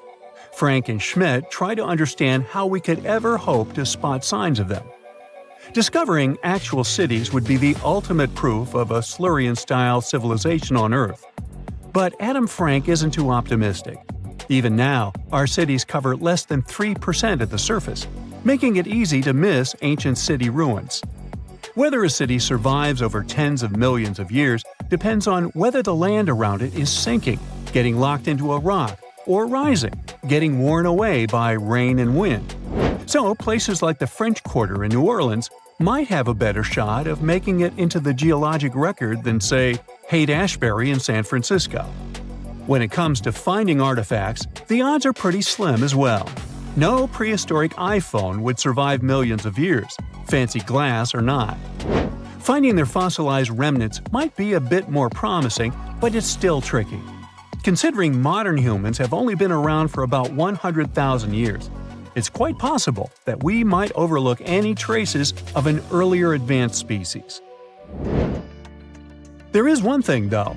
We could stumble upon their traces in rocks. Our current chaotic era might leave a distinct mark on the Earth's geological history, especially since we're basically experiencing PTM 2.0. I'll get to that in a moment. So they try to look at the changes in the carbon cycle. Humans have been releasing a lot of fossil carbon since the 18th century. This leaves a special mark in the carbon isotope ratio, like a signature that shows the difference between carbon in living things, such as seashells, and carbon in lifeless volcanic rock. Scientists also look for signs in the way sediments are arranged. Large coastal deltas might mean that there were bigger rivers made by folks in this hypothetical civilization. Traces of nitrogen could suggest big-scale farming, where they used a lot of fertilizer. Spikes in metal levels in the sediment could mean runoff from heavy industries. Of course, a single find like that wouldn't tell us anything. Schmidt says the key is to look for multiple signs together. Without clear artifacts, the uniqueness of an event might show in various clues rather than a set of changes linked to a single cause. On a quest for Silurian-style clues, scientists even decided to check the Moon. Some astronomers find it surprising that no one has looked into this before. They even joked about the possibility of dinosaurs building rockets and leaving traces on the Moon or other celestial bodies. These astronomers think that Earth-like planets tend to erase signs of civilizations on their surfaces. So they're exploring the wild notion that these beings might have been space travelers. In that case, remnants of their technology, known as technosignatures, could be lurking not only on our Moon, but also on asteroids, or even buried on Mars. There they might endure for millions or even billions of years. Unfortunately, so far, Despite digging into the past 380 million years and examining all suspicious events, the researchers haven't found a clear match for a technological civilization. They don't give up, though. Frank calls for more investigation. For example, we could study how modern industrial chemicals stick around in ocean sediments. This, he believes, could help us identify similar chemical traces in the Earth's history. If there are no traces, why do we even bother to find something like that? This research is based on Schmidt and Frank's recent papers. They were delving into the Anthropocene. It's the proposed epoch dominated by human activities on Earth. It's full of these things called hyperthermals. They're prehistoric events when temperatures on Earth sharply increased over a relatively short time. They're like extreme heat waves from the past. A great example of this is the Paleocene-Eocene thermal maximum, or PETM for short. It happened around 55.5 million years ago and saw a rapid rise in global temperatures. Over 200,000 years, the average temperature on Earth jumped from about 9 to 14 degrees Fahrenheit. We study these hyperthermals to understand how they occurred, from natural causes or human activities. So, these hyperthermals sparked the genesis of Frank and Schmidt's research. To study them, scientists started examining chemical signals and tracers left in rocks. When doing that, Schmidt and Frank uncovered some eerie parallels between all the climate issues we have today and past periods of rapid temperature shifts. There's a close similarity between the PETM and other hyperthermal events. So all this work isn't just about solving a historical mystery. Understanding our impact on the environment can guide us to finding better ways to live in harmony with the planet and avoid becoming a forgotten species in the future. Our Milky Way is filled with lots of planets that could be just right for life, but we don't know if there are other civilizations out there. Earth is the only place we know of with living beings. About 200 years ago, people wondered if there might be civilizations on Mars. Back then, it was a real question. But once we got pictures from space probes, we decided there wasn't any evidence for it, and that idea got stuck in our minds. Now, it's not even considered a valid topic for serious science. It's seen as kind of silly. But no one has set clear limits on what could have happened on our own planet a really long time ago. So, even if there is no proof, we shouldn't throw away the possibility. Don't forget, it took humanity a while to recognize dinosaurs. Maybe Silurians are just patiently waiting for their time. You're walking down the street. You see a strange-looking antique shop called Ageless Trinkets of Mr. Bright. You're curious, so you enter there. You take a look at all the weird stuff. Suddenly, an old folded parchment paper catches your attention. It's a world map, but something's off with it. Instead of showing the countries as you know them, it shows the locations of 4 mythical lost worlds and civilizations. Mr. Bright, the shop owner, comes next to you after realizing your shock.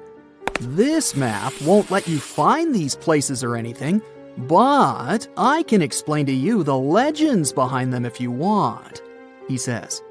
Let me begin with Atlantis.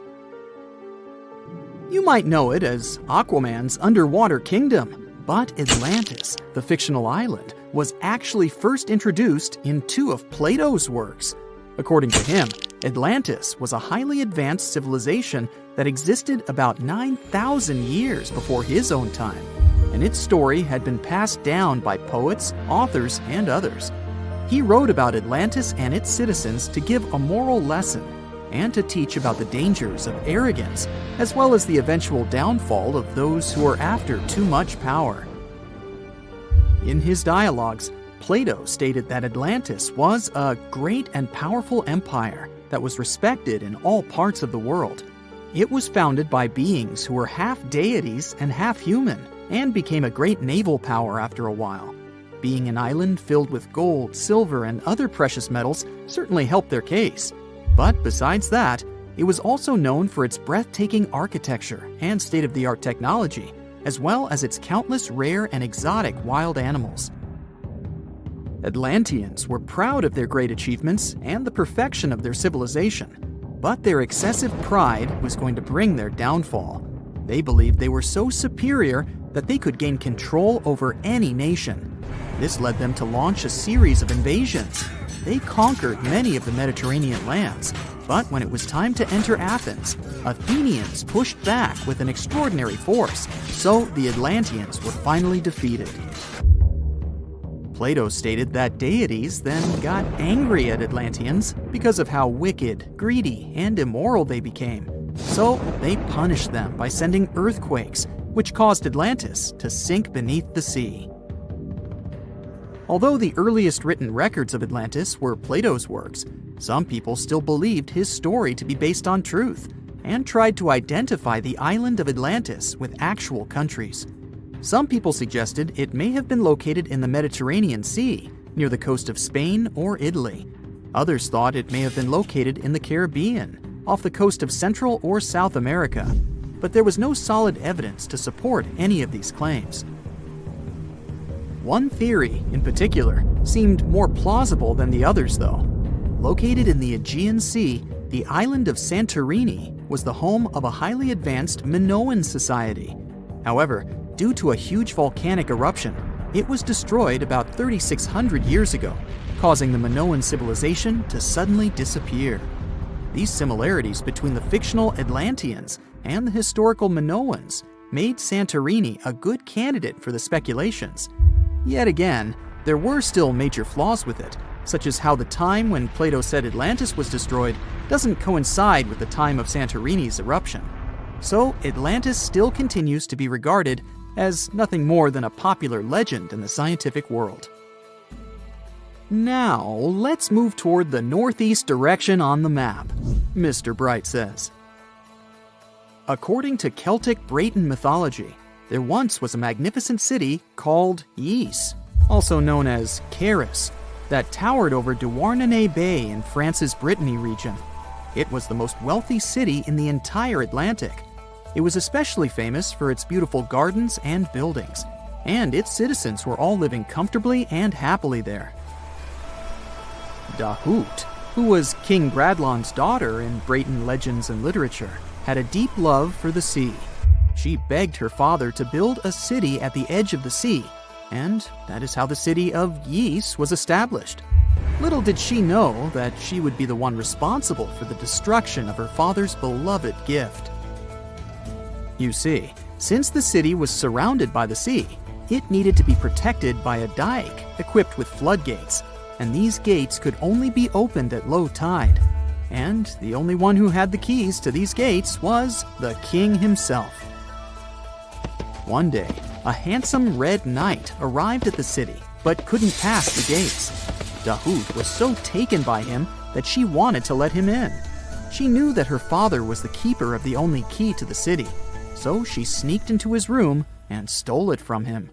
Then she gave it to the Red Knight so that he could enter the city and they could be together. However, the Red Knight turned out to be the Prince of Darkness, and he intentionally left the gate open to the raging sea. The waves soon swallowed all of Ys. King Gradlon was able to escape on his magical horse, but Dahut didn't. She turned into an evil mermaid who lured sailors into the sea. Today, if you go to Quimper, a city in Brittany, northwest France, you can find the statue of King Gradlon riding on his horse.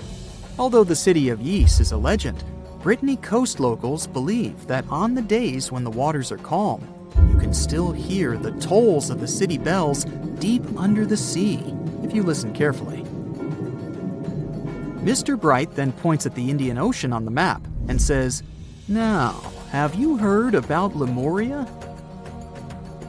Back in the mid-1800s, a few scientists suggested that there was once a continent that existed in the Indian Ocean, somewhere close to the south of modern-day Sri Lanka.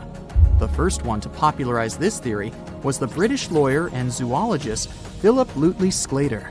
In his paper, The Mammals of Madagascar, he stated that he found lemur fossils in India, and not in Africa.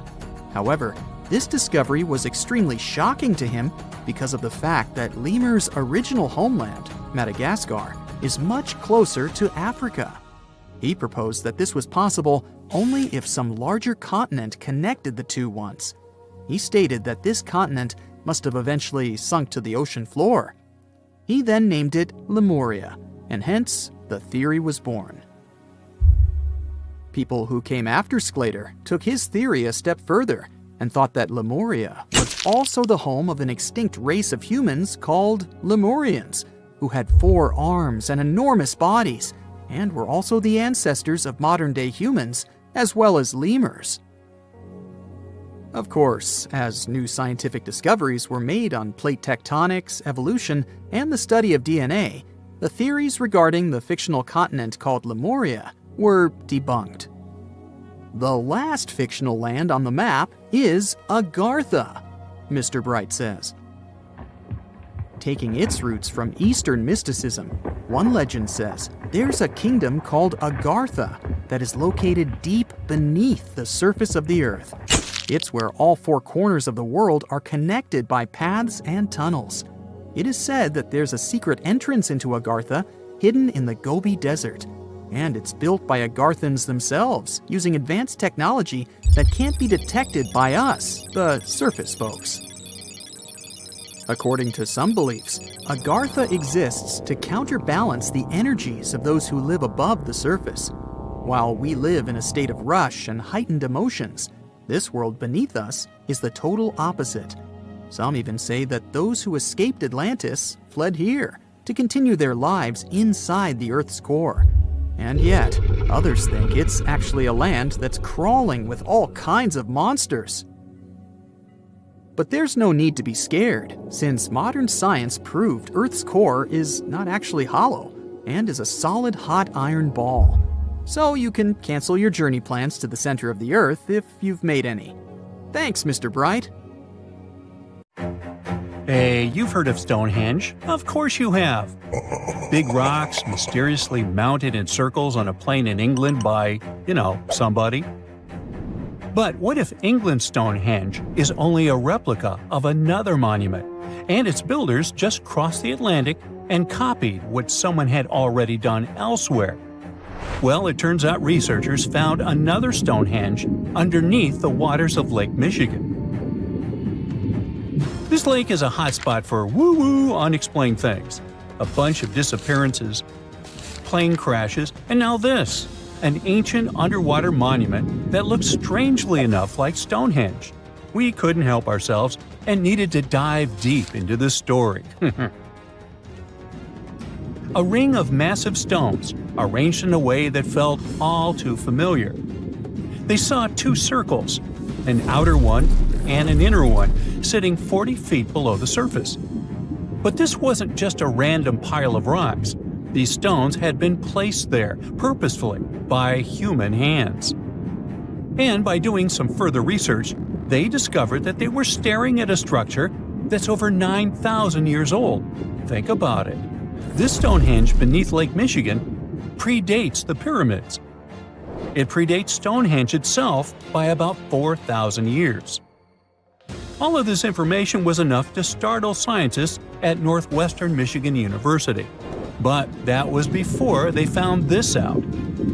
One of the stones had a carving, a faint but clear petroglyph of a mastodon. Mastodons kind of look like the ancestors to our modern-day elephants, but they have been extinct on planet Earth since 10,000 years ago. So, whoever built this underwater Stonehenge needed to be alive at the same time these creatures roamed our planet. This discovery raised many questions among scientists. I mean, why on earth would they go through all this trouble to lay rocks at the bottom of a lake? Well, first things first. Scientists believe that Lake Michigan had much less water back then than it does now. Second, it could have something to do with ancestral practices of First Nation people. There's one theory from a professor of the University of Michigan. He suggested that the stones formed a kind of prehistoric hunting trap. He believes that early hunters used the circular formation as a drive lane to herd large animals like the mastodons from the rock carvings we were just talking about. Once they got these huge animals into a tighter circle, they could be more easily hunted. But not everyone's convinced by this theory. Some believe the circle probably had a deeper spiritual purpose. According to local Native American tribes, like the Anishinaabe, stones are more than just rocks. They're living beings. They hold spiritual energy and represent a connection to the earth and all living creatures. An elder from the Anishinaabe community even suggested that these stones are sacred, placed there by their ancestors to honor the land and its creatures. Scientists are trying to study the stone formation in depth, like about 40 feet. But that's the problem, actually. The fact that it's underwater makes it super difficult, since they don't have the best technology. Traditional archaeological tools don't work as well when everything is submerged, but promising new technologies like stereophotogrammetry, which literally means making 3D models of a site, are helping scientists study the stone circle more closely. Still, research is slow and expensive, so it's hard to know when this mystery will come to a close. As we said, Lake Michigan is a hot spot for unexplained phenomena. Its lakebed is filled with shipwrecks, such as the Thomas Hume, a sturdy American schooner. It also collects debris from airplanes that have suddenly gone missing while flying the area, such as Northwest Airlines Flight 2501 that disappeared in the 1950s. Some people even call the area the Lake Michigan Triangle, suggesting paranormal activities like what happens in the Bermuda Triangle might be going on. The lake spans over 22,000 square miles, which means it's almost two-thirds the size of the country of Ireland. In 2024, scientists were able to access another one of Lake Michigan's mysteries, the wreck of the Margaret A. Muir schooner. This 130-foot-long sailing ship sank over 130 years ago. The discovery was announced just recently by the Wisconsin Underwater Archaeological Association, the WUAA, whose team found the shipwreck sitting 50 feet below the surface just off the shores of Algoma, Wisconsin. Built in 1872, the Margaret A. Muir was a three-masted schooner built to carry heavy cargo across the Great Lakes. Her final voyage started out as a routine trip. Loaded with bulk salt, the ship left Bay City, Michigan, heading for South Chicago, Illinois. But on September 30th, 1893, things took a bad turn. Just as the Muir approached the town of Inhabitants, now known as Algoma, a sudden storm hit. The ship began taking on water fast. The captain of the boat ordered his crew to abandon ship, and thankfully, they all made it to shore safely. For more than a century, the wreck sat undisturbed on the lakebed, its location a mystery. But thanks to a combination of historical research and high-resolution sonar, WUAA searchers finally found her in May of last year. The wreck is remarkably well preserved, with parts of the deck and gear still visible. Well, just a few lakes over to the left, researchers uncovered another impressive thing. At the bottom of Lake Mendota, near Madison, Wisconsin, researchers found 11 ancient canoes. They believe the oldest of the canoes dates all the way back to 2500 BCE. Now, if you don't get why that's important, it's because you're thinking with today's head. If in a classic Midwest highway you see a bunch of pickups, then back in the ancient days you see only canoes. They were the main mode of transportation for indigenous cultures. They were used to fish in deep waters, trade goods, and travel long distances. The reason why scientists were so excited with this discovery is because they had never found any proof of what canoes were being used for in this region back then. And to understand the local cultures that inhabited the area during this time period, they needed to have some information on that.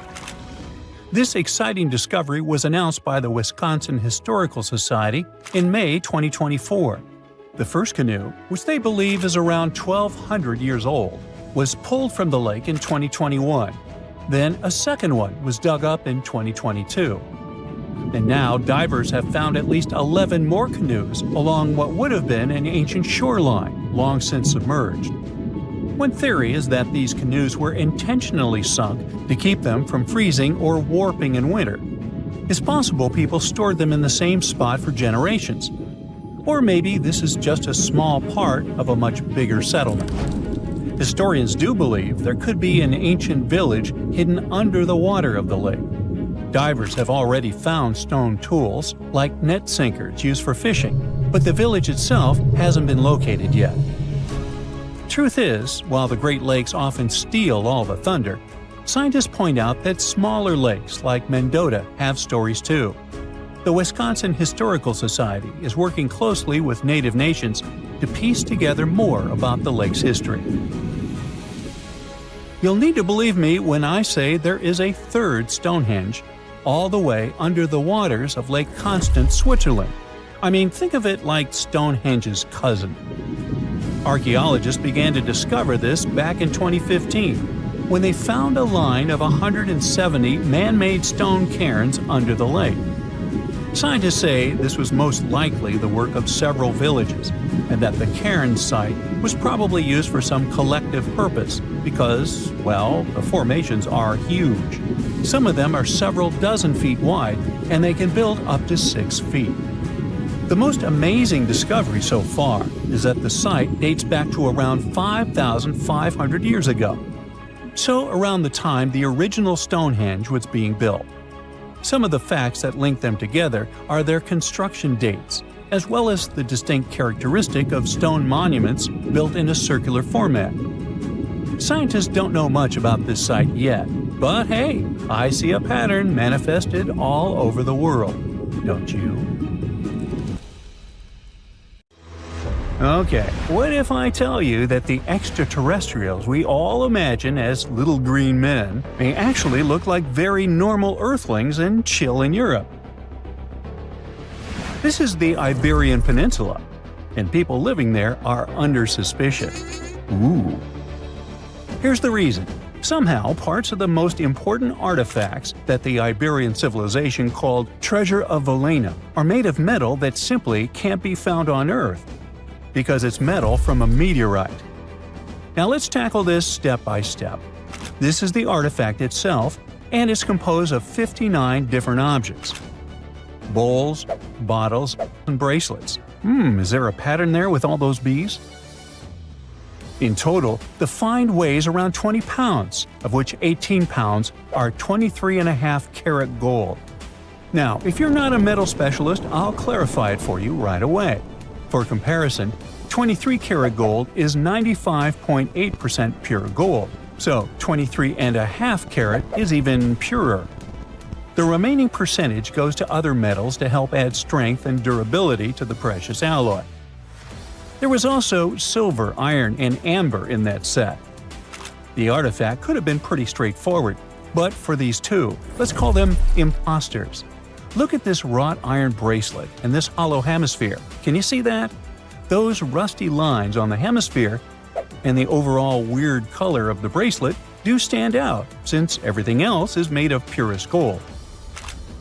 This all started back in 1963, when a researcher noticed a dark leaden metal among the shiny bowls and bottles.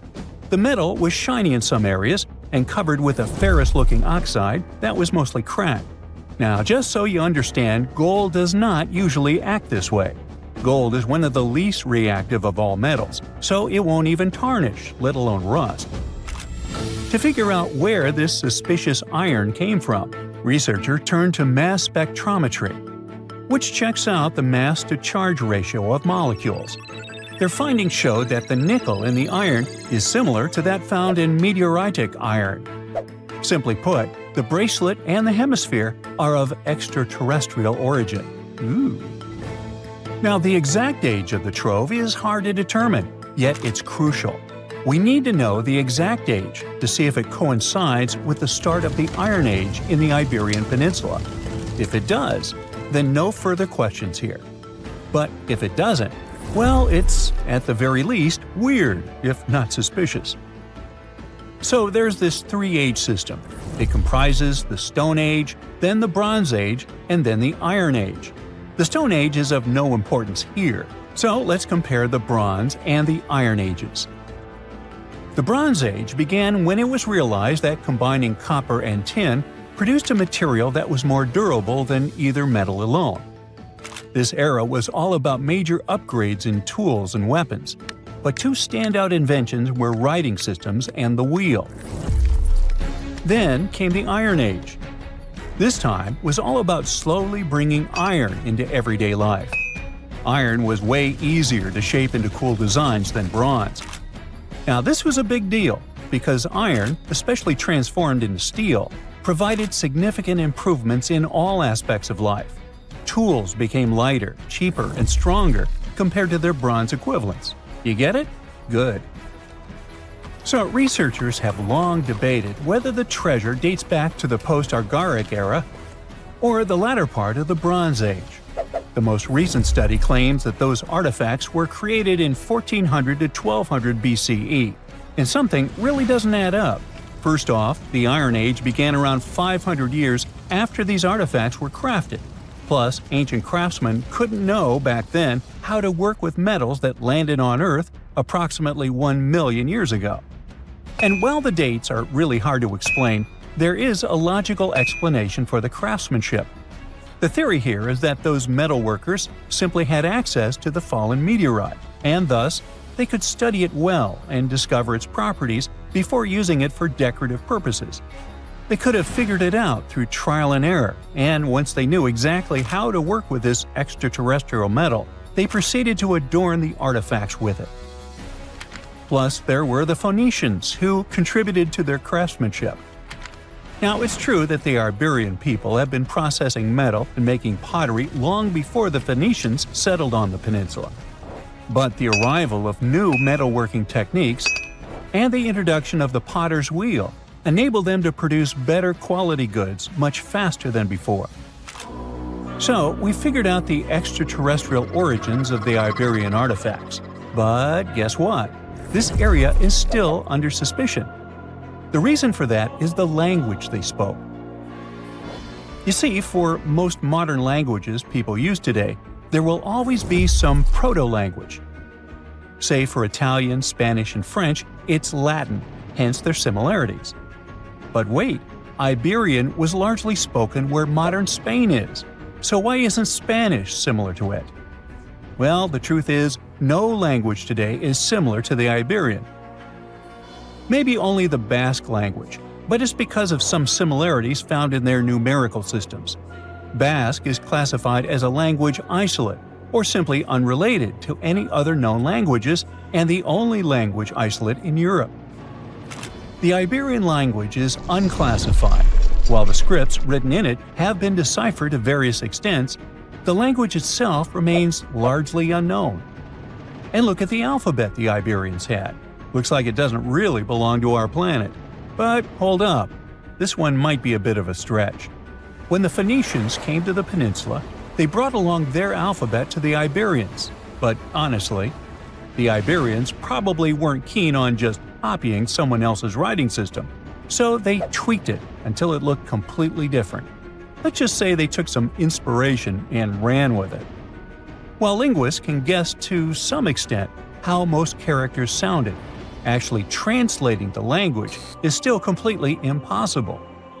The Iberian language was non-Indo-European and faded away over 2,000 years ago. And there aren't any similar languages left to help us out. Super frustrating, right? Yeah.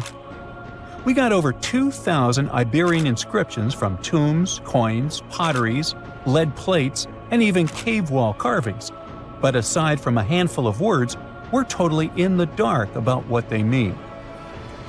Now, if we could understand their language, we might have learned that they were great thinkers and all, but we can only contemplate the works of art they left. Iberian culture has a lot of amazing stuff made by talented artisans. We're talking about not just metalwork and ceramics, but also detailed sculptures, textiles, jewelry, and other personal bling. But here's the catch. Making all those luxury items depended a lot on a big farming class. At the heart of Iberian society, most folks were involved in farming and taking care of livestock. Depending on where you were, the types of farming varied. For example, up in the north, they were all about growing grains, while down in Valencia, they focused on producing olive oil and other agricultural aspects. In the west, raising animals was the name of the game. Still, we don't have much information about the day-to-day lives of the many people doing this essential work. Yet, on the flip side, we know a lot about the upper class of Iberian society, who control these agricultural resources and hire the artisans. By the 7th century BCE, we start to see a group of Iberian princes who were living the good life, trading with the Phoenicians and enjoying fancy luxury items. You can spot this elite class in their burial practices. Cremation was the go-to method for funerals among the Iberians, and wealthy individuals were often found in cemeteries with all sorts of lavish goods and funerary sculptures that give us a peek into the fashion and hairstyles of the rich. Interestingly, starting in the 6th century BCE, there was a noticeable drop in the number of recognizable burials, which suggests that these elaborate funeral customs became more exclusive to a small elite. Meanwhile, the fate of the majority, farmers, artisans, soldiers, and laborers, who made up a big chunk of the population, remains a bit of a mystery. It used to be a pretty advanced civilization, but it vanished without a trace. Researchers think it could have been due to some massive earthquake, but so far, we don't know for sure. They found the tomb of a royal doctor who lived over 4,000 years ago, a man who held pharaohs' lives in his hands. This man knew secrets that only deities and kings were allowed to hear. And yet, when they opened his tomb in 2024, there was no body, just vivid paintings, untouched by time, and cryptic symbols carved into stone. Who was he, and why was he buried with spells linked to a scorpion deity? The tomb was buried deep beneath the sands of Saqqara. The doctor's name was Tete Nebefu. He lived around 4,100 years ago, during one of Egypt's most mysterious turning points, right at the edge of glory and collapse. These were the final days of Egypt's Old Kingdom. The sun still glinted off freshly built pyramids, but the shadows were already creeping in. The pharaoh, Pepi II, had ruled longer than anyone before him, 90 years. But by the end of his reign, the country was cracking. The power was slipping, the regional leaders were rising, and the Nile floods grew unpredictable. In this shaky period, the mysterious doctor thrived. His tomb was discovered by a Swiss-French archaeological team in the shadows of old pyramids. The weirdest part was that when they uncovered his burial chamber, they found no body, no golden treasures either. Unfortunately, the tomb had been robbed long ago. But what remained was something even more fascinating: the words and images left on the walls. The paintings are still vibrant, bright colors that somehow survived all those years underground. The walls show jars, containers, strange abstract patterns, and geometric shapes. And then there are hieroglyphs, lines and lines of sacred script carved with precision, like someone had poured their soul into every curve. These inscriptions revealed who Tete Nebefu truly was. Turns out, he wasn't just any doctor. He was the conjurer of Serket. Now, Serket was the female deity of scorpions, sacred and terrifying. Egyptians believed she could stop venom, heal bites, and protect the living from toxic elements. The title, Conjurer of Serket, meant Tete Nebefu was a specialist in treating dangerous stings and bites. And if he got an entire tomb for himself, he may have been Egypt's top expert in those things, a man who healed with both medicine and magic. But that wasn't all. He also held the title Director of Medicinal Plants, a title seen only once before in all of ancient Egypt. That means he knew the healing power of herbs, roots, and oils like no one else. Now, you might wonder, what plants in a huge land of sand? But in reality, ancient Egyptians used herbal medicine that would hold up in some labs today. They created pills, ointments, and inhalers. Most often, they chose some active ingredient, a flavor to make it easier to take, and something to deliver it into the body. Sound familiar? And yeah, they didn't have many traditional plants, so some of these ingredients were bizarre by our standards, like using crocodile dung and acacia mixed with honey. They even had formulas for anti-wrinkle creams. And apparently, our mysterious healer was also chief dentist. This title is almost never seen in ancient records. Evidence of Egyptian dentists is incredibly rare. Turns out, our ancient genius didn't just fight stings and study plants. He was also trusted with teeth and jaws, which were actually a huge problem in ancient Egypt. These people may have built wonders, but their teeth paid the price. Ancient Egyptians constantly caught grains of sand in their mouths. They often ate grit-filled bread and raw vegetables, which wore down enamel and caused a horrible condition called attrition. This led to tons of problems, including tooth loss. They had to improvise back in the day. For example, crafting the world's oldest known toothpaste from crushed rock, mint, and pepper, which ironically only made things worse for the gums. Or a toothpaste from things like eggshells, pumice, and natron, a salty mineral used for cleaning. They were also inventing mouthwashes from celery, bran, and herbs to ease the problem. Some mummies were even found with crude metal braces and gold wires attaching missing teeth. Though we're not sure if these were for the living, or was it just a nice little addition added as an afterlife gift. So, Teti Nebefu specialized in all these fields. 3 rare titles for one man. Now, back in the day, he must have been admired as incredibly knowledgeable. In a world without modern science, he would have been like a sorcerer who knows how some leaf or bark could save a life. That's why archaeologists believe Teti Nebefu wasn't just any doctor. He was, most likely, the royal physician, the one who treated the pharaoh himself. We don't know for sure which king he served. Maybe it was Pepi II, and who knows, maybe that's why the guy lived so long. But if that was the case, Teti Nebefu may have lived through the final moments of the Old Kingdom, watching the Golden Age crumble from inside the palace walls. And then he was buried, the body was looted, or perhaps just lost to time. But the team says they're still studying the tomb, still uncovering the traces of this incredible man.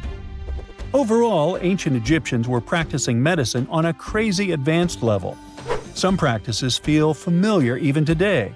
They had hospitals, specialists, surgeries, and many more things, even medical schools. Both men and women were allowed to be doctors. They healed with various methods and practiced surgery with actual tools, scalpels, forceps, even sutures. Some doctors treated only the eyes, others the teeth, the stomach, or even what they called the hidden diseases. They knew how to clean and dress wounds, could set broken bones using splints made of wood or reeds wrapped in linen, and even prevented infections. There were even proctologists. They also built the first prosthetics, like a wooden toe with leather straps that help people walk normally again. The oldest known prosthetic is 3,000 years old. Now, the most shocking part is how they actually even tried to remove tumors. A recent study looked at a 4,000 years old skull. It belonged to a man in his 30s. There were signs of past tumors, and around 3 of them, there were marks, surgical cuts made with a metal tool. That suggests someone attempted to remove or study them, maybe treatment, maybe an autopsy. There was another skull of a woman over 50 years old. It also showed similar signs, but with healed fractures from an earlier injury, which is amazing because her treatment might have actually been successful. Being a healer in this society meant something powerful. It meant being a priest, a scientist, and a magician all at once. To ancient Egyptians, medicine was a necessary art, and they treated it with as much reverence as they did their deities. That's because they believed that sickness could be both physical and spiritual. So a doctor could recite a spell while applying a salve, and a lot of their treatments worked. The reputation of doctors in ancient Egypt was so strong that leaders from other parts of the ancient world, like Persia, actually sought them out. Even Homer, the Greek poet, once said the Egyptians were the most skilled healers of all. Of course, their understanding of the human body wasn't perfect. For example, they thought the heart controlled thought and emotion. They also didn't know what the brain really did. But their approach, observe symptoms, diagnose, and treat, well, that's modern medicine. Sure, they prayed over the wound, but they also healed it, didn't they? Their most famous physician was Imhotep, That guy was a true polymath, an architect, priest, and a healer who became so revered he was later worshipped as a deity of medicine. Yep, a human who was so cool they turned him into a deity. He lived 2,000 years before Hippocrates, the so-called father of medicine. And yet, some people joke we should drop the Hippocratic Oath altogether and swear an Imhotepic Oath instead. These people weren't just laying the foundations of pyramids, they were laying the foundations of healthcare. Egyptologists have been digging around every inch of the Great Pyramid for ages. Yet somehow, they overlooked this stunning pink granite bathtub buried a few miles next to it. And here's the deal. This mysterious oval tube lying next to the Khufu pyramid for years may provide evidence that the Egyptians built the pyramids not only for monumental purposes, but also to generate electricity, experimenting with it long before Alessandro Volta and Thomas Edison. The Giza Plateau is famous for its three pyramids, Khufu, Khafre, and Menkaure. But there are also two smaller foundations next to them, the unfinished North Pyramid of Zayat el-Aryan and the Layer Pyramid. Some researchers say these buildings were never finished, while others think they were destroyed for more mysterious reasons. One of these reasons might have to do with the original usage of the Giza pyramids, the idea that they were used as an electricity generator. To connect these dots, we need to go back to the beginning of the 20th century. That's when an Italian architect and Egyptologist named Alessandro Barsanti decided to examine the Zayat el-Aryan pyramid. Near the site, he noticed something unusual: scattered granite fragments. To a casual passerby, these might have seemed insignificant, but Barsanti recognized the signs. You see, ancient Egyptians often used sites to prepare stones before transporting them to their final destinations. The fact that there was granite on the ground intrigued him. Granite was a more expensive material than the limestone typically used for pyramids, which suggested that it might have been intended for an important and possibly hidden structure. At a depth of 68 feet, they encountered a huge pink granite block. He kept going with the excavations, and they revealed ancient inscriptions carved into the stones. They sent the drawing to experts, but no one could decipher what they meant. Were they instruction sets to something? That's when Barsanti made his biggest discovery. He found an oval-shaped vat carved from pink granite and polished to a mirror-like finish. The thing is, the vat had been carefully sealed. When they opened it, they found a thin black residue along the walls. I'm thinking something in the lines of a black oily substance. This discovery raised many questions for him. It didn't make sense to him that ancient Egyptians would go above and beyond to seal and protect this strange vat. By 1911, Barsanti had to abandon his effort to figure out what was the deal with that mysterious pit. But his findings intrigued researchers all over the world, and they've got their own opinions about it. One of these modern theories suggests that the other pyramids could have been used as a part of a bigger whole. It suggests that the Khufu pyramid was actually used as a water pump designed to irrigate the desert area. Apparently, the pyramid's internal chambers would function as a hydraulic system. In the 1990s, an engineer took this theory seriously and studied the pyramid's subterranean chamber. Surprisingly, he found actual signs of water damage. Apparently, the pyramid generated powerful compression waves, aka pulses, that could create electricity. This raised an important question. Could the ancient Egyptians have used the pyramids as a generator in order to produce electricity? On paper, that was proven to be possible, but hey, agreeing on the original use of the pyramids is probably one of the most difficult things in the world. So, we're still not 100% sure about this. Apart from that, Egypt is a playground for important discoveries regarding humanity's past. I mean, scientists have just discovered what looks like a cosmic command center, similar to that room from the Doctor Strange movies. They discovered an L-shaped astronomical observatory, measuring around 9,000 square feet, dating back to the 6th century BCE. definitely the first and largest of its kind from that era. The mud brick structure housed tools used for calculating dates related to ancient Egyptian rites, royal coronations, and agricultural plans. This observatory is located in the archaeological site known as the Temple of Phuto, just 50 miles east of Alexandria. It's pretty impressive. The structure was designed so that you'd get inside the room through an east-facing entrance. This way, you'd get to see the sunrise. Once inside, you'd find a pretty huge shadow clock, used to tell time by tracking the movement of shadows inside the room. This variant of a sundial clock was nearly 16 feet long. That was quite an exciting discovery. Another interesting one was that scientists and Egyptologists have discovered the first ever pregnant mummy. Now, even if we know quite a lot about mummification processes, we keep making discoveries that open new doors into the lives of ancient Egyptians.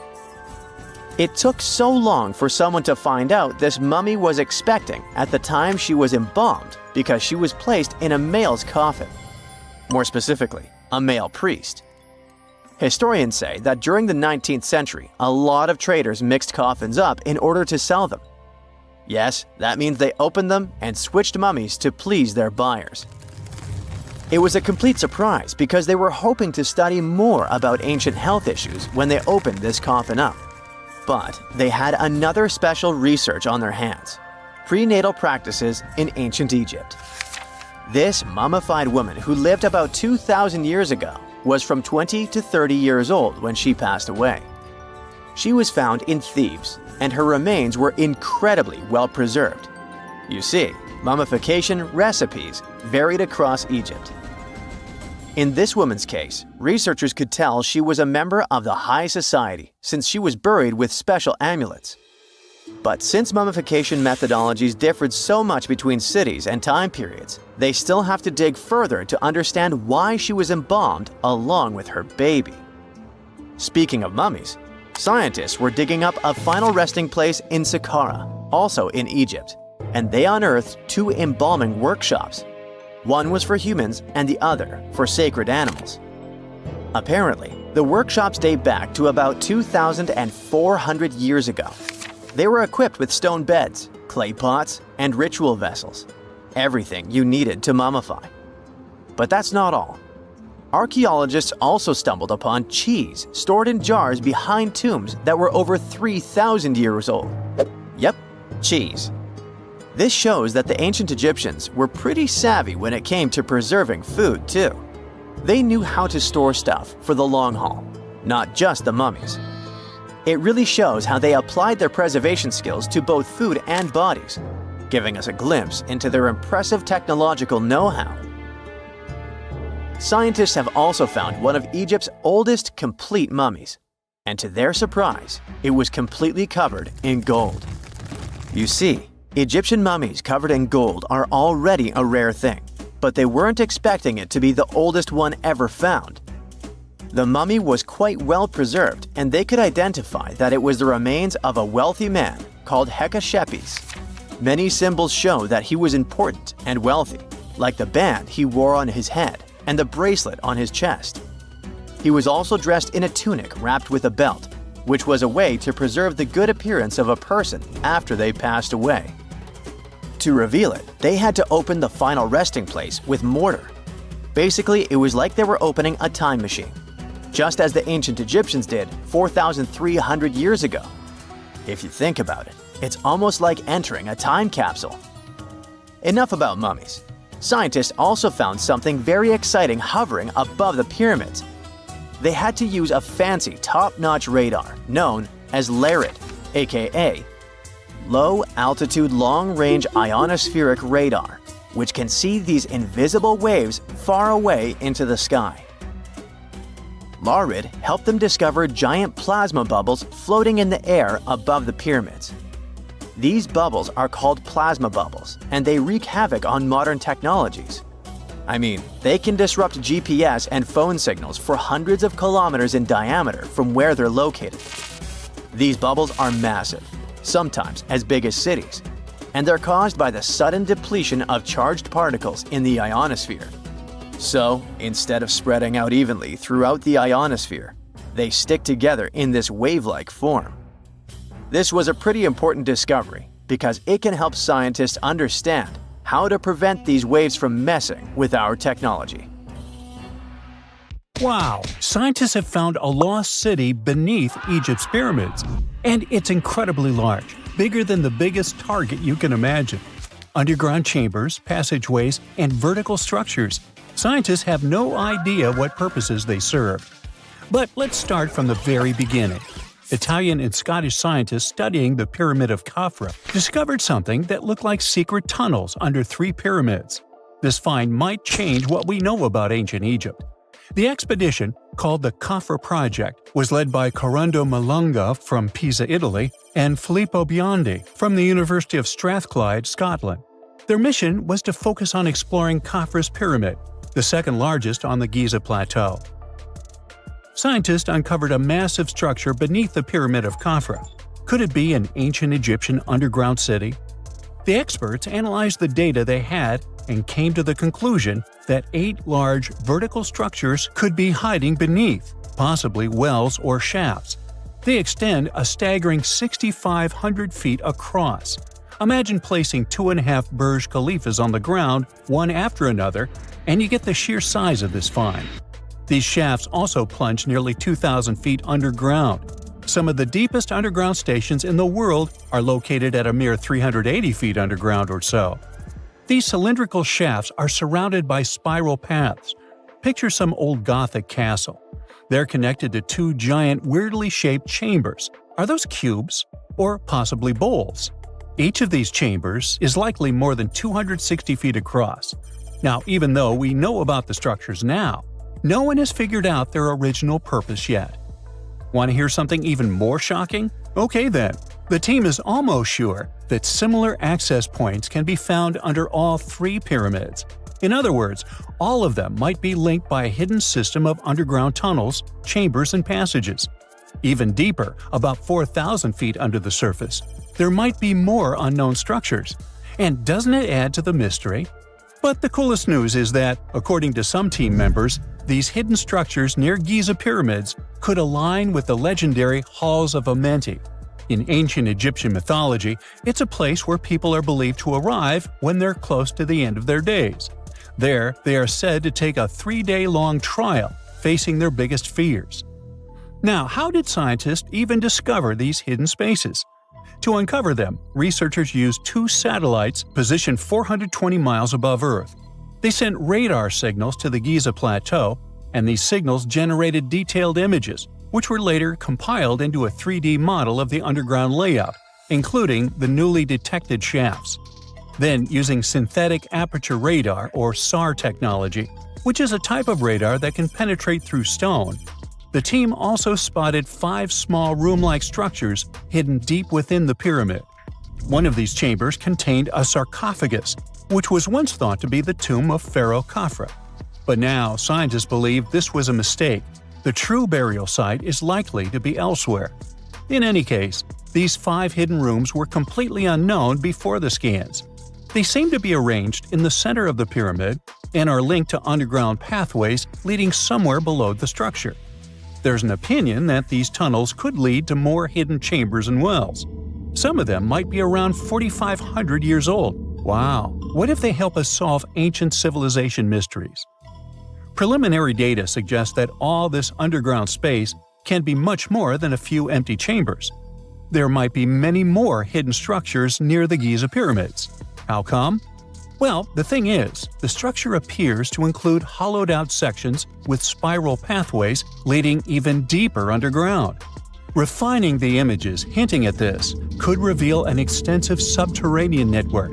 It might be a whole city hidden under the surface. Now, despite the excitement surrounding these findings, there are also a lot of people who don't believe in the existence of the underground city. They're skeptical about the archaeological discovery in Egypt due to the lack of peer-reviewed verification. That's why several archaeologists and radar experts have challenged the validity of the claims.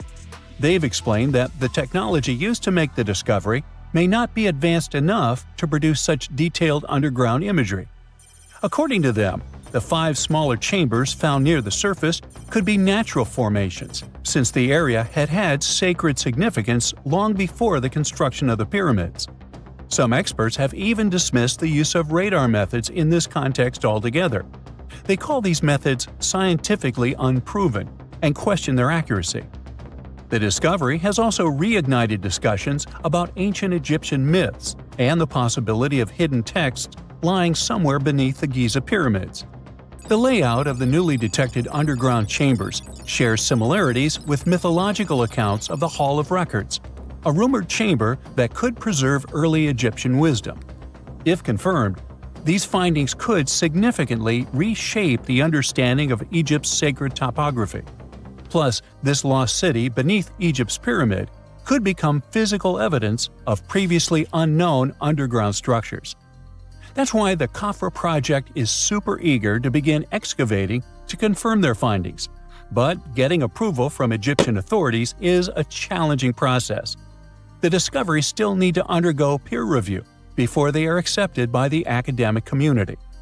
By the way, this recent archaeological discovery in Egypt comes on the heels of another discovery involving a weird structure beneath the Royal Giza Cemetery, which researchers believe is unnatural in origin.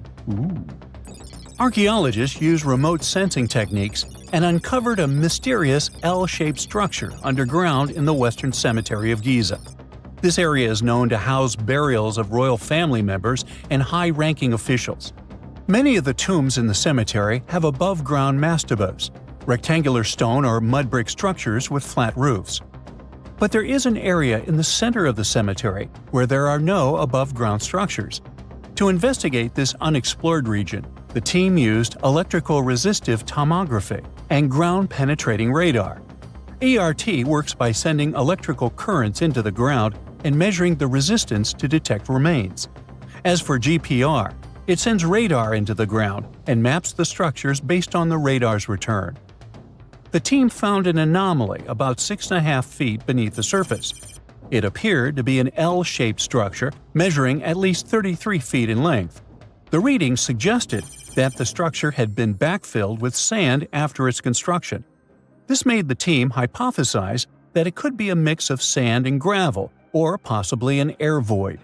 This anomaly was classified as a highly resistive structure, which meant it didn't occur naturally.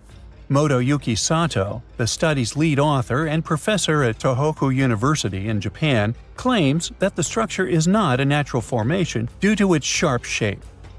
Another weird thing about ancient Egyptian pyramids is that historians have long believed that they were built primarily for royals and high-status individuals who had the wealth and power to create such massive structures.